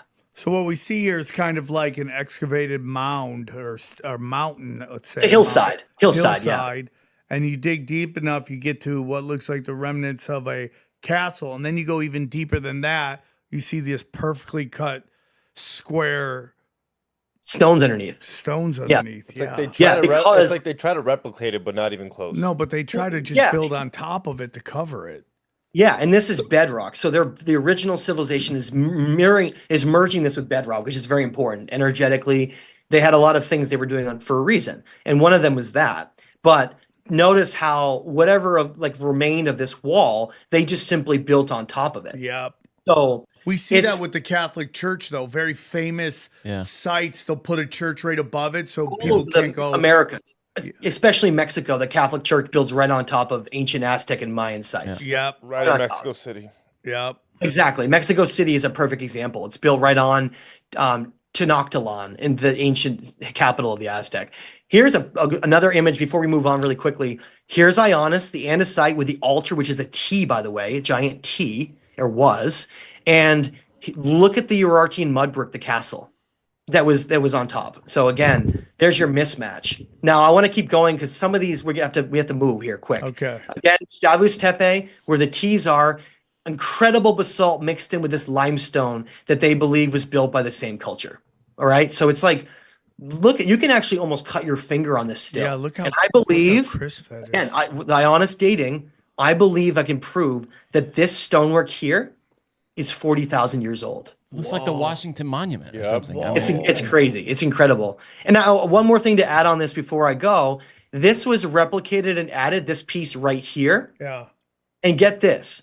Modern times they put this in to try to look like this. And they didn't even use basalt because basalt's not native. This stone is not native to the area. They don't even know where it came from. Whoa. Some think it came from hundreds of miles away. So instead, in our modern times, we don't use basalt to fill this in. We just fill in with concrete. This is concrete. We can't even replicate what they did. Try to imagine that. So really quick before we get into the big stuff. This is just some comparisons to show you that I then realized that we're talking about something global, that the same similar designs, the same stonework I was finding all around the world. Look, the 3-level step pyramid. Yeah, I'm seeing there it in is. Peru, right? I'm seeing it all over the world. Bolivia. So the whole team embarks on this journey. Everybody, all these experts, like 10 experts on my team, we all descend on Peru and Bolivia. And we're like, we're going to get to the heart of this mystery, right? So here we are, Ollantaytambo. This part broke off on the left side, but look, not only do you have the 3-level step pyramid, but the door's there too. Like, really? And the same thing is there. And then you go right next to it. This is also Ollantaytambo. Yeah, and dude, look at that. redirect the spring, the most sacred thing of the entire site, the spring, which is why they built it. They find this outcropping of basalt and they carve this incredible design with the 3 levels with 3 steps. And then they deliberately have the water flow right over the top of it. Okay. That shows you how sacred it is. Same thing. Then the most important symbol of all in South America, the Chicana, we then see is just the origin, is just the inverted and non-inverted pyramid from Vaughan stacked on top of each other. See that? Yeah. Just the same thing. And then we just keep going, and then there's the T's, like I showed you. Yeah. So then you have the T's, and you're starting to create like a codex, right? Like a codex of the step pyramid, the doors, the T. Get ready to hear the themes here, the tree of life, and the pine cone. There's a codex here. Okay. So go to Bolivia. Go to Bolivia in South America, and you get the sun gate, the back side. There you get 3 doors. The 3 doors, with the middle door being the biggest. Okay.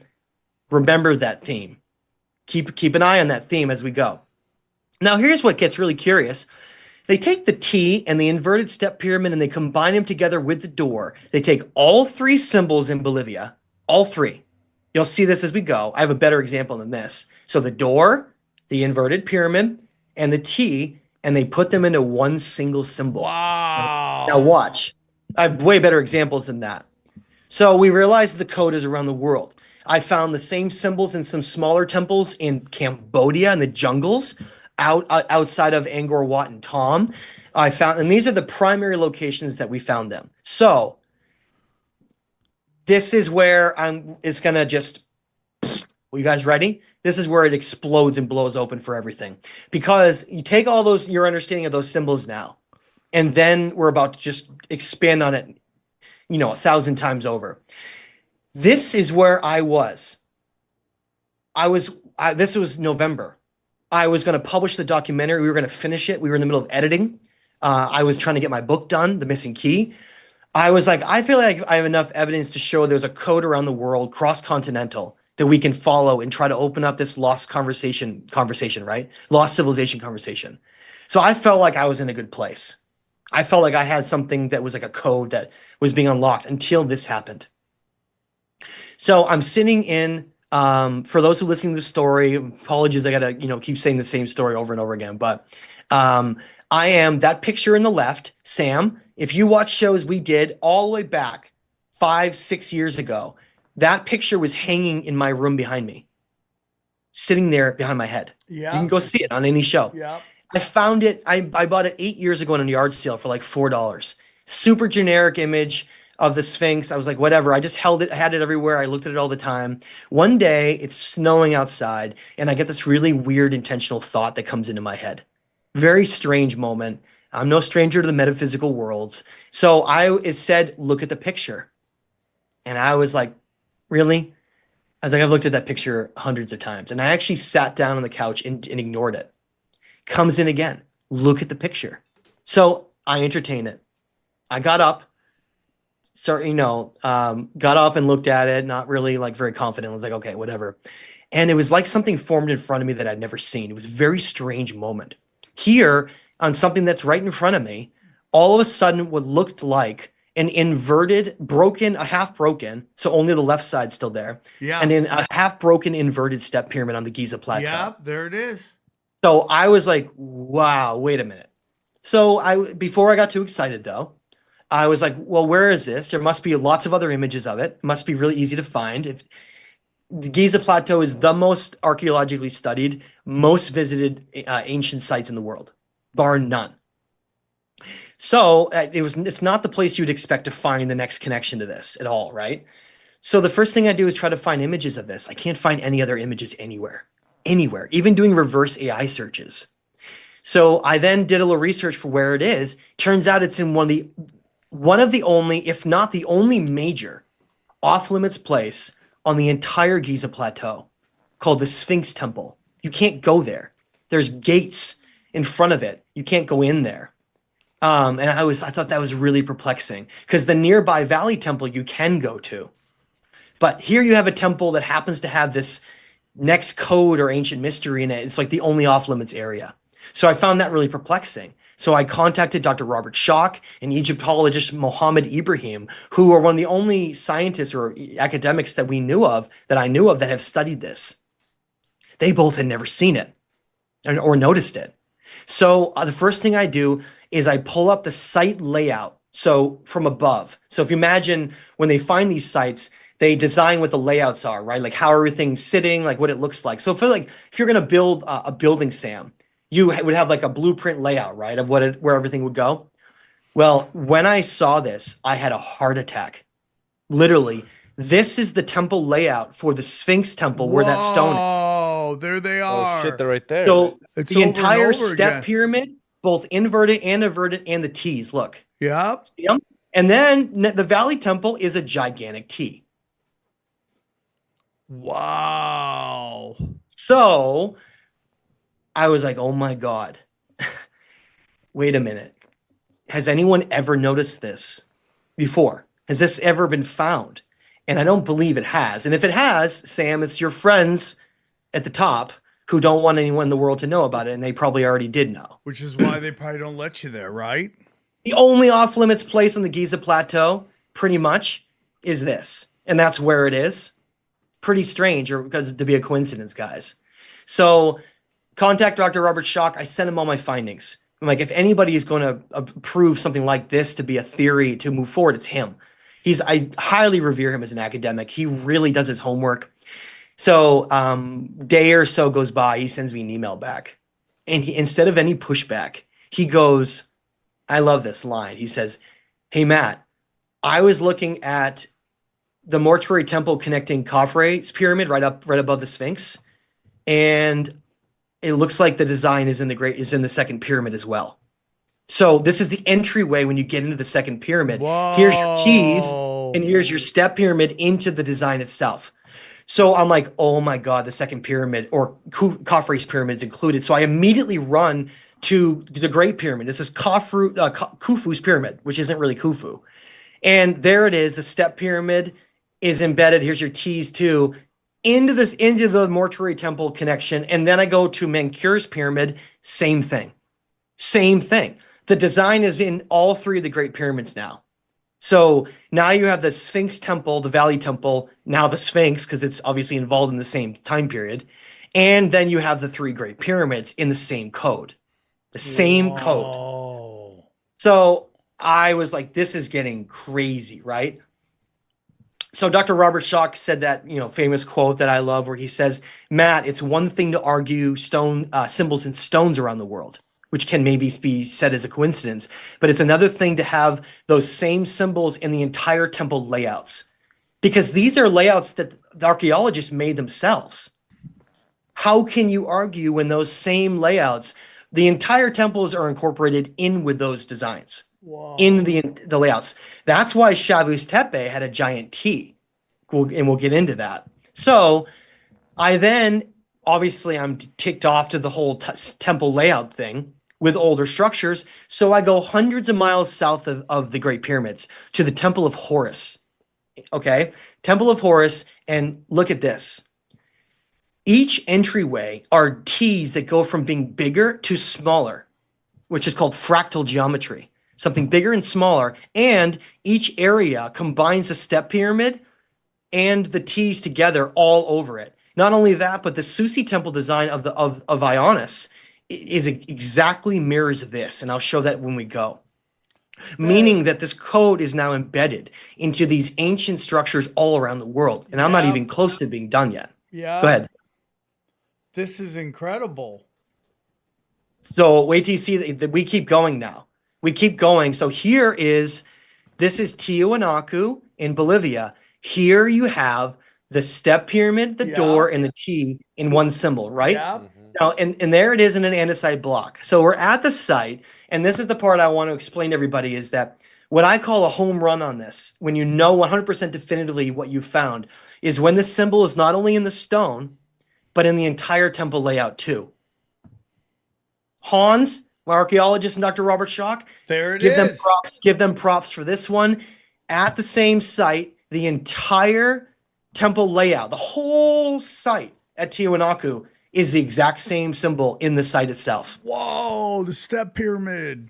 So if you fly over with a helicopter over Tiwanaku, the site is that on the ground level.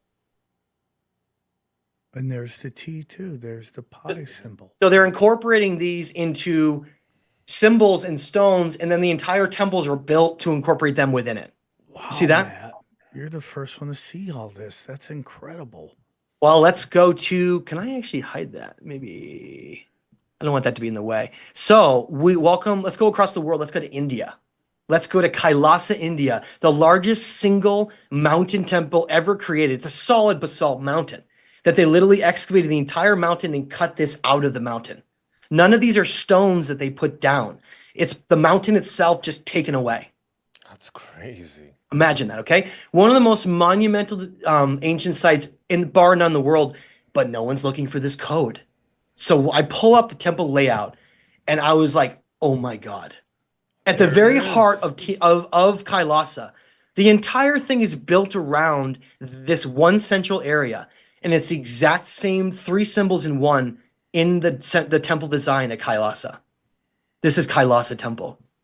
Now, all the stairways around it have all a bunch of level different amounts of stairs, but the stairs that enter into the center are the only ones that have 3 levels. Again, 3 is repeating over and over again in everything. Look here, 1, 2, 3. So the code just keeps going. Now, the reason we know where the origin of it is because you got to go find the proto form of the symbols. Back to Ayanis, back to Von region. Look, here you have the proto symbols right here. The step pyramids, both inverted and non-inverted. Yeah. All the doors, the T's. Now, this is the Susi temple design. Take a look at this design. You see how it looks? Look at it really carefully, how the design is. Now watch. Let's go back. Look. You see it? Yeah. Right there. The Susi temple design is at the very heart of these places. And then here it is again. See? Whoa. That's what Ayanis is. So when we were looking at Ayanis, we're looking into the entryway inside. Now look, there you have that fractal geometry again. T's getting bigger and bigger, and there's your step pyramid designed into the layout of the entrance. See it? Yeah. It's all been hiding right in front of us in plain sight. These symbols and motifs, they're incorporated and embedded all into this, meaning that this right here, what is all this? Firstly, we're told that no civilizations anywhere around the world had connections, or let alone higher knowledge, right? And yet they're all building and incorporating this into their sites. This is where it all broke open. Because once I saw the designs in the temple layouts, I was like, okay, but what are they? I don't understand what they are. That's great. We have these designs everywhere in the world, and I had some ideas. I was a little bit close on the T, but basically I was studying ancient Hermetic geometric designs. A term, literally a word that is almost extinct and has gone into oblivion. I write about that in the book. Almost nobody on earth even spoke this word anymore. So I find this word, a single word, Sam. And I realized that the word itself gives us the answers to basically everything. And what these all are cosmograms, meaning that this civilization understood the structure of the universe. Cosmograms.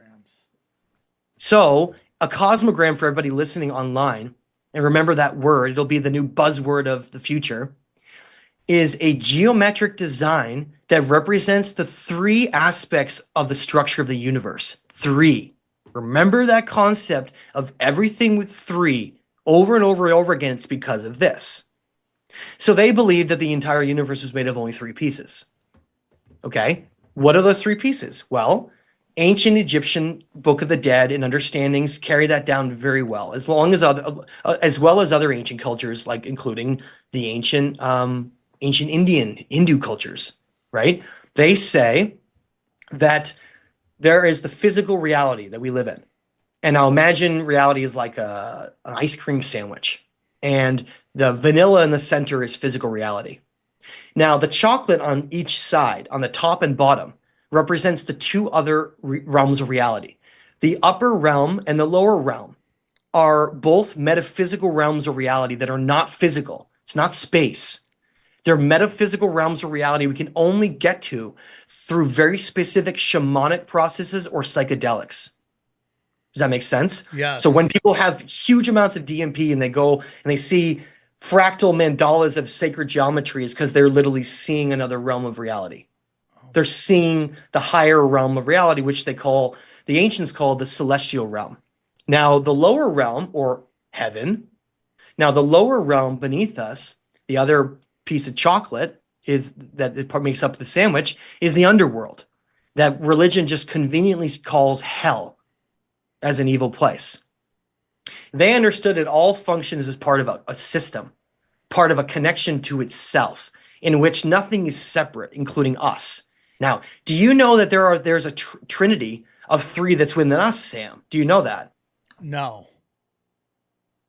So, the Holy Trinity? Yes. Father, Son, the Holy Ghost? Yeah. Now, translate that out of religious terms into science terms: the body, the mind, and the spirit. The 3 pieces that make up us, okay, are those 3 pieces. Mind, body, and spirit. That's what Father, Son, the Holy Ghost also translates to. So this concept of 3 repeating over and over again goes far beyond just that. The 3 pyramids of Giza, the earth, moon, the sun, and then even the relationship of the 3 belt stars of Orion. Now, the reason why I exited the presentation is that this is where I lose a lot of people. Right here. This moment of dating and then getting into what all this knowledge is where I go right over everybody's head, because a lot of the challenges we're facing right now is simply, can we prove lost civilizations even exist? Can we just prove that chapter exists? And so I have a lot of good dating slides ahead of us, and I also have explanations that go deeper into all this, but I don't know where we are in time, and I don't know if you want to discuss where we already are. Well, we're at 1 hour and 40 minutes. Do you want to keep going, or do you want to do a part 2? Whatever you want, Sam, whatever you think. Up to you. We can do dating today too if you want. We can do dating if you want, or we can get into, we probably can't do both. Either dating or going deep into all the symbols, but that might be a part 2, right? Let's do a part 2. Let's do it. What do you guys think? A part 2, because I feel like that part's going to be a big chunk, and people have attention spans. So back to back, like soon. Yeah, I think we'll set it up back to back. I think we did that last time with you, Matt. Like, you're always a 2-episode guest. So, well, I mean, you don't. What you want to do is, if you're leading someone along and you try to go too far, they end up rejecting it, right? Not because it's not necessarily true. No, I don't think it's. I think it's. You overload them. Yeah, it's. Here's the thing. There's so much data being put out that it's hard for people to go back to listen to an old part of something that's been presented. So what I want to wrap on is, so what you're saying is that these step pyramids with the T represents the three parts of the universe. Is that what we're getting to?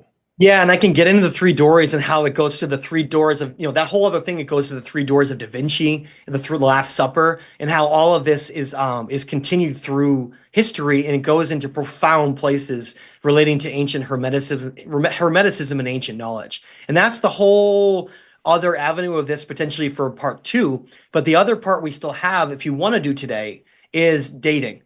And that's the whole other part of this, or whatever you want to, the next part you want to go to. I say we talk to Mark. We set this up for the early show next week, and we do a bang to bang, so it's still fresh in people's minds. We'll have another episode come out, and then we'll follow it up with this second episode, which will do dating and the hermeticism and all that stuff. And they'll know it's more of a visual podcast for episode 2. Maybe we can sit down and be ready to watch. We'll call this part 1, Cosmogram, and then part 2 will be the dating break. What do you think, Johnny?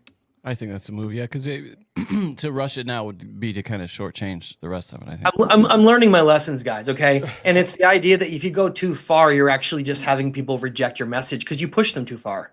Well, I think you've done an amazing job. I mean, thanks. This is absolutely mind-blowing because it basically represents that even though they want us to believe these are all separate people, like, oh, you got Thailand, then you got like Switzerland, and then you got Peru, and then you got China, that these are all separate things. But in reality, there's a very much a common thread between all of them. And what I really want to say is that I have a belief that so many of these world wars that we have and all these wars we have is about erasing our history.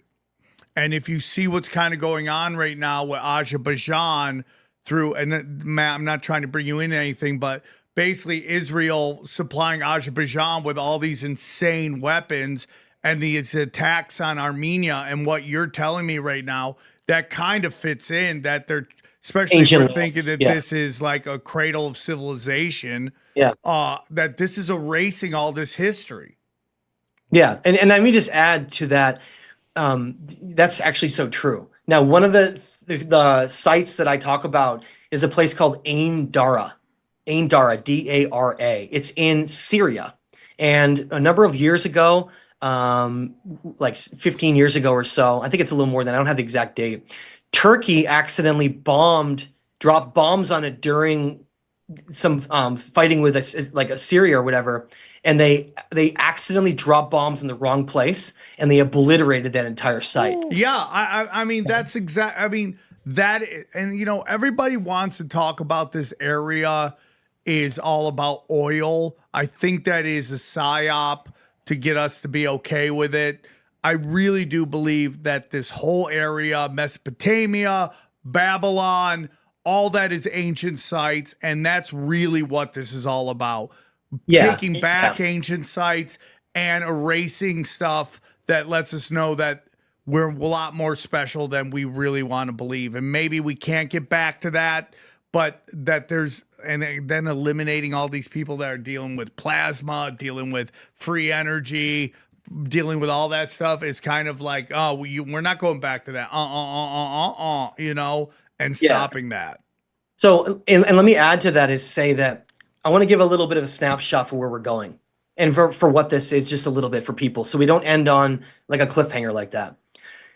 This civilization, when I started to figure out what all the symbols mean and then connect it all together, like on the bas relief and what it all means, once I put it together, and then what it led to was profound. I never in a million years imagined it was going to lead to a chapter of history in which this civilization understood the universe and understood everything and knowledge in a way that we don't today, where it's only fragments and like a shadow version of what we are now from what we used to be. And that is what is being suppressed and hidden, is that this chapter allows us to illuminate ourselves once again to the grandeur of what we once were and remember who we are and our place in the universe. I agree. And it brings the power back that has been stripped away. And that is why this will truly bring back this harmony and equilibrium and balance in the future to humanity that we have not had. Because remember how Gilgamesh lost the Mies? I'm going to make sure I bring them back so that they'll never be lost ever again. I love that, dude. That's fire. That is fire. The Mies. Matt, excellent episode. All-time banger.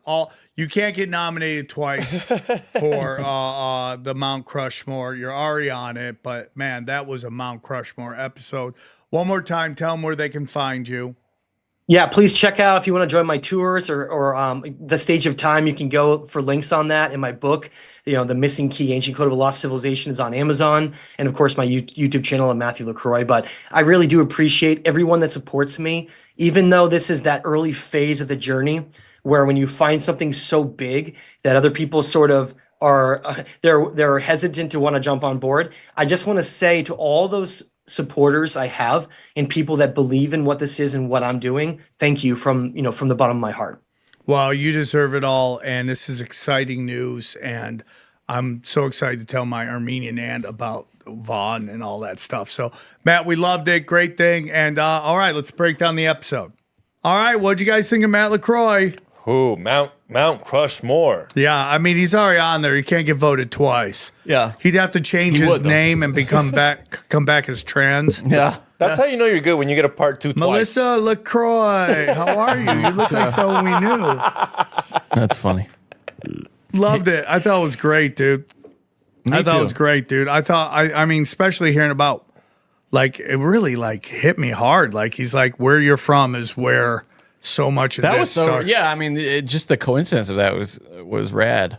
Dude, I so cool. Like, the more you go into, like, obviously now, like, we found out that you're part of a fucking ancient civilization. Yeah. What's crazy to know is, like, where would you be if you wouldn't have started the pod? Because it's obviously, that's a grown great you crazy, point. like zero this. Like, you would have never, this is like deep in that hole where Yeah, you would have that's never deep found that in the out. hole. Also, Yeah. actually, if he had never started the pod, we would have to talk to him so much about all this thing. You know what I mean? Like, just everything. It would just be, I mean, imagine, because where's your outlet if you don't get to talk about this, like, for hours? I mean, just think of where I started, where I am now, and you look at those old episodes and how fucking, like, brand new I am to everything. Like, I always had an understanding of conspiracies, but it was very basic bitch shit, right? Yeah, I mean, we were still getting our minds blown by JFK back then. You know? yeah, right? I mean, the crazy shit. And that's like kindergarten shit at this point.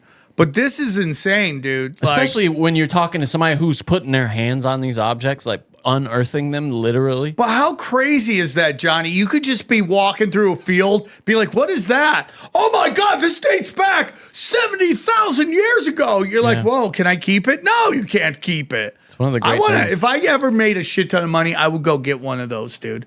Can I pay you for this? How much do you need from me? I will buy it from you. He's making it seem like you can kind of steal it if no one's really looking. No, type of he thing. never said that, dude. I mean, what are you that's trying to do to you this guy, shady. He literally said it's just. You're so shady, dude. And you could just take it, dog, bring it home and show He's it trying to to say if chicks you're a and bang them. scumbag, you could steal it. Yeah, if Yeah, I think he like did say that. If you're a scumbag, I'm the one who dug it up. Fucking finders but it's keepers. crazy. Like some Oh guy. yes. I'm sorry, Sam. You're forgetting the well-known Finders Keepers International Law. Oh yeah, It's yeah, yeah. international. But It's is that in crazy? Mexico. Like you're on just a tour and you just trip over something and you look down, you're like, oh, Yeah, that wasn't my dick this time. It was an ancient object from a precursor isn't civilization. that crazy, dude? And then like to find those patterns everywhere when no one else saw them. Yeah. That And must you know be the other guys when they're like, oh, where did I see that? Dude? that must be so satisfying, right? I don't know. I was trying to speak like Yoda there. That must Satisfied, that must be. be right. I mean, how satisfying must that be, right? Yeah. Like to find those things and then make those connections. Like, what are we doing with our lives? You know? Stop, Johnny. I mean, stop. dude, you're doing amazing. He is doing amazing. Everyone Yes. has their journey. Guys, No, I real know. I'm quick, just digging some on of you it. guys are looking at my glasses. I don't have an arm on them because my daughter came and broke. She likes to do this with them. Eyeglasses air. That's what you. You remember when I was doing that with my old 90s rapper I do, glasses? yeah. And then People they hated broke. that. You gotta fix your glasses, asshole. No, Dana's like, why are you doing that? I could go get those glasses fixed right now. I go, it's my new style. You know, this conversation reminded me of that thing I talked to you guys about the other day on Cash Daddies or whatever. Those words like false cognates is what they call them. They're words that existed independent of each other. But did we talk about that in Cash Days or Broken Sim? was it? It might have been Broken Sim. Someone else was there though. We were talking to somebody else about it too. But anyway, they want us to believe that these words, like in Persian, the word bad means the same thing as it does in English. Yeah. But they say Great that point, that's John. just a coincidence. It's just a total coincidence. The Aborigines in Australia call dogs, dog. And no connection between the development. It's just a coincidence, according to them. Just something happened and it broke everything up. Yeah. There's just I don't know if it's telepathic or if there was an ancient international global civilization culture, but yeah, something. I mean, and you brought up the Tower of Babel. And you can see how culture can change, how language can change. Like you remember when what's her name? Whitney Houston or Whitney Dolly Houston. Parton? Yeah. Whitney Houston and Bobby Brown had a show and they were speaking English, but they had to put the subtitles on there because nobody knew what the fuck they were saying. Yeah. Like that's how quickly Ozzy Osbourne too, language can change. Yeah. Isn't No, that totally. nuts? Hey, if you go to samtripoli.com, want to thank everybody who came to tonight. What is this? Friday night? Yeah. Nope, that was last week. Sorry. No, tonight. Lock in. Come on, Trip. Come on. Dallas tonight. Fort Worth after that. Huntington Beach. Then I'm shooting my special. Now, I set them an hour special. I'm only doing half an hour. They have not said anything I couldn't do yet. If they let me go nuts, it's going to be crazy. Which did you send them? I sent them Pussy is the Greatest Weapon of Mass Destruction. I sent them the times I've been called the N-word. I'm hoping they don't see it. And I'm telling you, I'm doing the retard bit. I mean, I might as well not even do it. You have to. Like, that's an instant to. classic, dude. Instant classic. The kills in the room, dude. That's enough. Yeah, it destroys in the room. Albuquerque, then the 1,000th episode. Now, we're debating if we should have an after party because it will be midnight. Because we're going to have to keep the show tight. It's going to be tight there. An hour and a half. Yeah, because we're known for keeping it tight. Well, we're going to have to go up there and keep it tight, Johnny. This is tight I'm shit. just saying, it's going to be. And Good luck to so us. I have to call them and see if they have a setup for podcast because Kill Tony does something there. So we have to find out what we have to bring. Yeah, because we don't have live broadcast equipment. Yeah, so we'll have to call. And if we got, because there's so many people in Austin, they got to have live podcasting equipment. Yeah. Right? Must. Then I'm going to be in Joke World, Lawrence, Kansas. Then I'm going to be in, I might be going to Miami. I'm very excited, though. Welcome to Miami. Yeah, Tulsa, Skankfest in New Orleans, and then closing out in Austin. I'm very excited, dude. Go to samtripoli.com.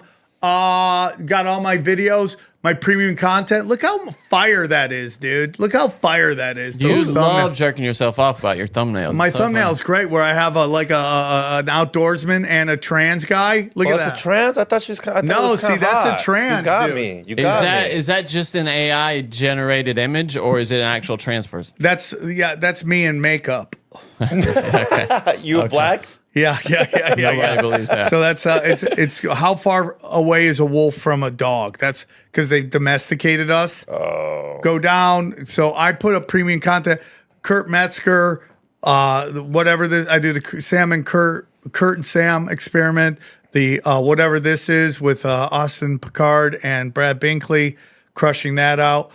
Cash Days, talk about it, Johnny. Please listen. We're trying to help you. What? You guys got 1,700? Yeah, dude. Numbers. Is that more? I don't know. Numbies. Yeah, you guys were at Has it 16 gone up? I thought it was 1,750 at one point. No, it was 1,600 last week. Was Last it? week? Yeah. Yeah, I think you're right. I'm Yeah. gonna just No, go I with have it no so I memory don't of it. cry. I've been paying attention. You guys are killing it. Okay, Johnny, talk about it. Yeah, we had Evan Hand join us on the pod this week, and Another one of my proteges. Is that what they're called? Yeah, that you could call him that. Yeah, I got him into everything. I'm wise. I'm not sure if he would call. He would. He totally says. Yeah, you can totally say that. Johnny, shut up. He's Howie is posting videos daily there, deranged looking videos where he's describing, Yeah, moves and in he's the really markets and okay. This is he says that's the last time he gives it away. Yeah, he's gonna remember. So was that only like 7 days ago? Let's see if it happens again. Days ago. It says right there, Yeah. 5 days ago. Yeah, but that's not. That's you don't just know what pretty he's talking generic. about. Yeah. But there he's telling you where the strike is, when to sell, all that shit right there. It's like, oh, I don't even have to subscribe. And the big thing with the Patreon is the community that has grown up. We got it. Discord, right? Discord there, people sharing ideas in real time, coming up with, and it's a real exchange of ideas by people who want to. Do you like provide trying to for the make future. money, dude? If you don't, then don't join. Yeah, because- don't join if you don't like trying to make money. Yeah, and just learning how to secure your future without. Go down. Chaos Twins. I just have to set up one thing on GoFundMe or Kickstarter, and we're gone. I believe that. T-shirts. Oh, elongated skulls. Keep going down. $20. Local $20. celebrity. Get a local celebrity shirt. Come on, guys. Don't you want to be a local celebrity? Can you explain? That predates me on the show. What does that mean? Okay, so basically the people who were always on the Patreon that during COVID, always on the Patreon every night, they were called local celebrities. So they would get precedence over everybody else. Like if you ever go on Sam's lives and you're a would read regular their on there, like they'll call Jamie you. Starr, They'll call you local celebrity here Yeah. live, and it's just means you're Wacky, Jackie, Okay, so it doesn't make any Milana. sense. I said her name wrong again. She gets so pissed. Melina? Melina, of course, Melina. Sam was right. Look at that. You got the Sam was right shirt. Look at that, dude. in the front, like Johnny I'm likes surprised it. it took us this long to get that made. Yeah. Sam was right because I got another Sam's right shirt coming. Look at go up. What is going on with Eddie's face there? Oh, that's No, that's just a hoodie. It's that's the strings going. dude. That's the a way. fire hoodie. I think I gotta get on that that. Sam was right shirt, each of those lines represents 100 times that Sam has said that on the podcast. Okay. You're such. Why are you so mean, dude? Why are you so mean? By the way, we should say this if we haven't. Someone has gotten the I get my news from Sam Tripoli. They didn't get the little fella on there, which was part of the conditions. No, well, she's hot. But we're great on she's She's almost that hot. Look how hot that So chick what did is. she get tatted? She got the words "I get my news from Sam Tripoli" That's written on good there, and enough. kind of That's like, good That's enough. Yeah, good I know. We're grading on a scale here. Yeah, when you're we hot. we have to. but- Rife Technology, gold and silver, Wise Wolf. You know we love them. Mineral King, Aqua Hydrogen Brown Gas, Harley Ray. I took my supplements today. Energy. That's right. Chemical free body. Energy. EMF Rocks, Prometheus, Joel Staley, Brain Supreme. I'm on. He's on. Go Dude, get that it. guy's so Go on. get it. Anything else? Go check out my podcast, XG Marks the Spot. I do solo dolo streams. Go check it out. Oh, real quick, go up one thing. So you see that thing that says Nuke Social. If you join Nuke Social, you get all the telegrams of everything I got.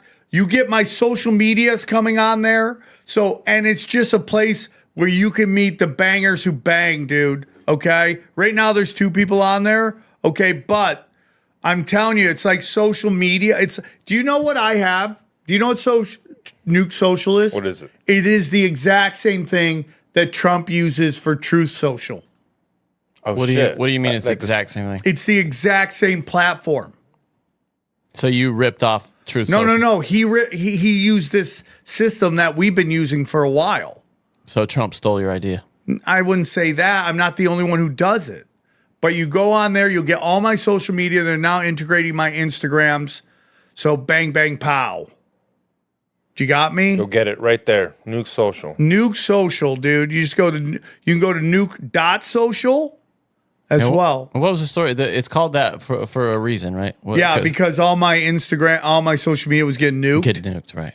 And but it would survive if it Yeah. survives in this bunker, this Yes. nuclear bunker of.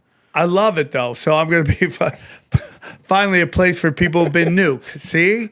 Look, I'm talking there, Johnny, like it's should promote- 1980s video game. I was fully banned from Twitter, so I should be on Nuke Social. You should get on Nuke Social. I should talk to them about getting all your social on there as well. Yeah, you should promote this in Japan for everyone got nuked.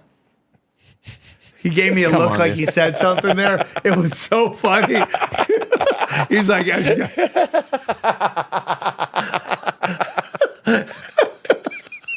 Check out the new Broken Sin. That was good. okay. And what else, XG? Just check out my podcast. Hit the like button and leave a review. And what all of about our this. YouTube channel? Let's go check it out. You need to put a Link on A there. link, yeah, I we gotta need a link. I gotta make a banner for that. I gotta put that for World War Debate too. Oh, go to World War Debate. Yeah, let's do that. This Can you tell Sun- us the thing? Is it time yet for the big announcement that you were talking about last week? No, Damn. it's Damn. close though. We know it, so you guys really want to hear it, but you guys have to wait. Yeah, it's close. It's close. But the word on the street and the streets are talking. This Sunday night, we announced the brackets and it's gonna begin. Okay, so just How know. many days will it take to finish that? Probably how many like se- a week or two. Will it be every day or like every weekend? I don't think it will be every day. I think it will be like every couple Does days. somebody know? Like how many days? Like does somebody know? I will ask them. Okay. Would you like that? No, I just don't know if you don't know You because fuck. it hasn't been planned or fucking if fuck. nobody knows. No, they know, and I will ask know, them. okay. I will ask them. It's Look hard to at tell look at me. people I'm when to show up. look at my analysis. Like just show up. I'm sometime. analyzing right there. I'm analyzing. And she's taking it all in right It's there. better than those AI ones where it's just like you like looking into the distance, like the future of humanity. Like, do you know what I'm talking about? That one. Because I was Johnny. I'm psychic, you piece of shit. Oh, Ben Swan wants me on his show. I got to hit him up. Yeah, you got to reply to that guy's I will. email. dude. I'll reply today. Go back. Yeah, go down. That's it. So finally on LaCroix. Oh, I should be having my brand new crowdwork special should be dropping soon. It's called Hero. And that should probably, hopefully I'll have it in a day or two. And then Just fool. 2 weeks after that, drop that. And then I'll have another one coming out. Nice, you're fire. My little nephew's getting into Bowie. It was cool, man. Oh, really? Yeah, it makes me happy. He heard that song Starman on Fortnite, and he was like, "Who is this?" Who's you? And I showed him. I let him listen to some David. He likes the space themes of the David Bowie songs. Nice, Johnny. I Yeah. like that about Yeah, I'm trying you. to save him from country music doom of his family. So Yeah, but old school country's great. yeah, but that ain't what they're Do listening. you guys hear Johnny Cash's grandson is basically sounds exactly like him and is going on the road to. Really? touring as him? Which As Johnny Cash? well, he's like blah blah blah sings Johnny Cash. Oh, he's singing his music. By Oh, the that's way, I give interesting. my permission to my grandchildren that I'm probably too old to ever meet. They can totally take tinfoil hat and do whatever they want with Oh, I it. thought you were gonna tell them that they can take your set and do it on stage. They can do my set on stage. They can do tight. whatever they want. They can take grandpa's shit and just run with it. I like that. Or they could just do your stand up. That would be cool. Yeah, that'd be great. They just tour. Yeah. I would love that. I'd love that. I thought LaCroix was, again, knocked it out of the park. So good. We're going to do a second episode with him, which we do every time he comes Yeah. on. Yeah, we had to. I mean, We had yeah. to. Nobody can sit through a 3-hour show. He actually travels the world, which is, obviously. amazing. Living the best life. Living the best life. He's, I'm happy for him. He's blessed. I would love to be him living in a cabin around nobody. Please let me do that. Well, and he does a thing that none of us probably could ever do. He's able to play a game, with the academics and the yeah. mainstream people that I just don't think. That was impressive. You mean play nice with them Yeah, and show yeah. respect? that was Exactly, impressive. He kept every time we kind of laughed at them. He was just like, am a "Nope." sledgehammer, dude. I just can't do anything but sledgehammer people. Yeah, the first time you heard somebody saying yeah, I think you're right, but I can't say anything, you would be like, you fucking pussy. No, I get No, it, dude. you would, but you wouldn't be. You're like you said, you're a sledgehammer. Look at Pete Davidson as a femboy right there. That's kind of hilarious. All the way in the back. Yeah. All right, guys. Who's the girl? That is what is her? She looks familiar. She's done the porn. adult film star. Oh, that explains it. That this guy used to catfish chicks, catfish pro athletes. Oh yeah. He catfish lesbians, No, he catfished these pro athletes like males. Yeah, because You they said all know chicks, who I she didn't- is because she's a porn star. and he just got them to send him money, dude. Oh, like he's doing jail time. So she's bad, dude. Yeah, I don't know who that is, but she's bad. He became her like her assistant or whatever, and she would tell him like, go hit on this athlete, and then he would set up dates. She's involved in it too. Yeah, and he would set up dates, and he would set up dates with them, and he'd take pictures of them on a date, and then blackmail the fucking athlete's family. He was the one. She didn't. She kind of knew what was going on. What kind of blackmail is it to be seen with that hot chick? Well, you're with the porn star. You're an athlete. Your girl is not going to be okay with that. I don't care what you pro say. athletes love porn stars. Yeah, no, they love porn. What's that guy? Remember when Jimmy Garofalo went with that big-titted brunette? Yeah. Then nobody was blackmailing his ass. He was thrilled. Yeah, he just did it. He's like, hey, dude. Zion Williams can't stop getting porn stars pregnant. Oh, nobody in the history of humanity could benefit more financially from the snip than Zion Williams. Yeah. Just get a vasectomy, bro. You can blast away. Stop. You already have kids. Him and Anthony Edwards need to snip it. It's like that Pixie song. Just blast away. And Nick Cannon, too. You can blast away. Yeah. So, yeah, that's it. All right, guys.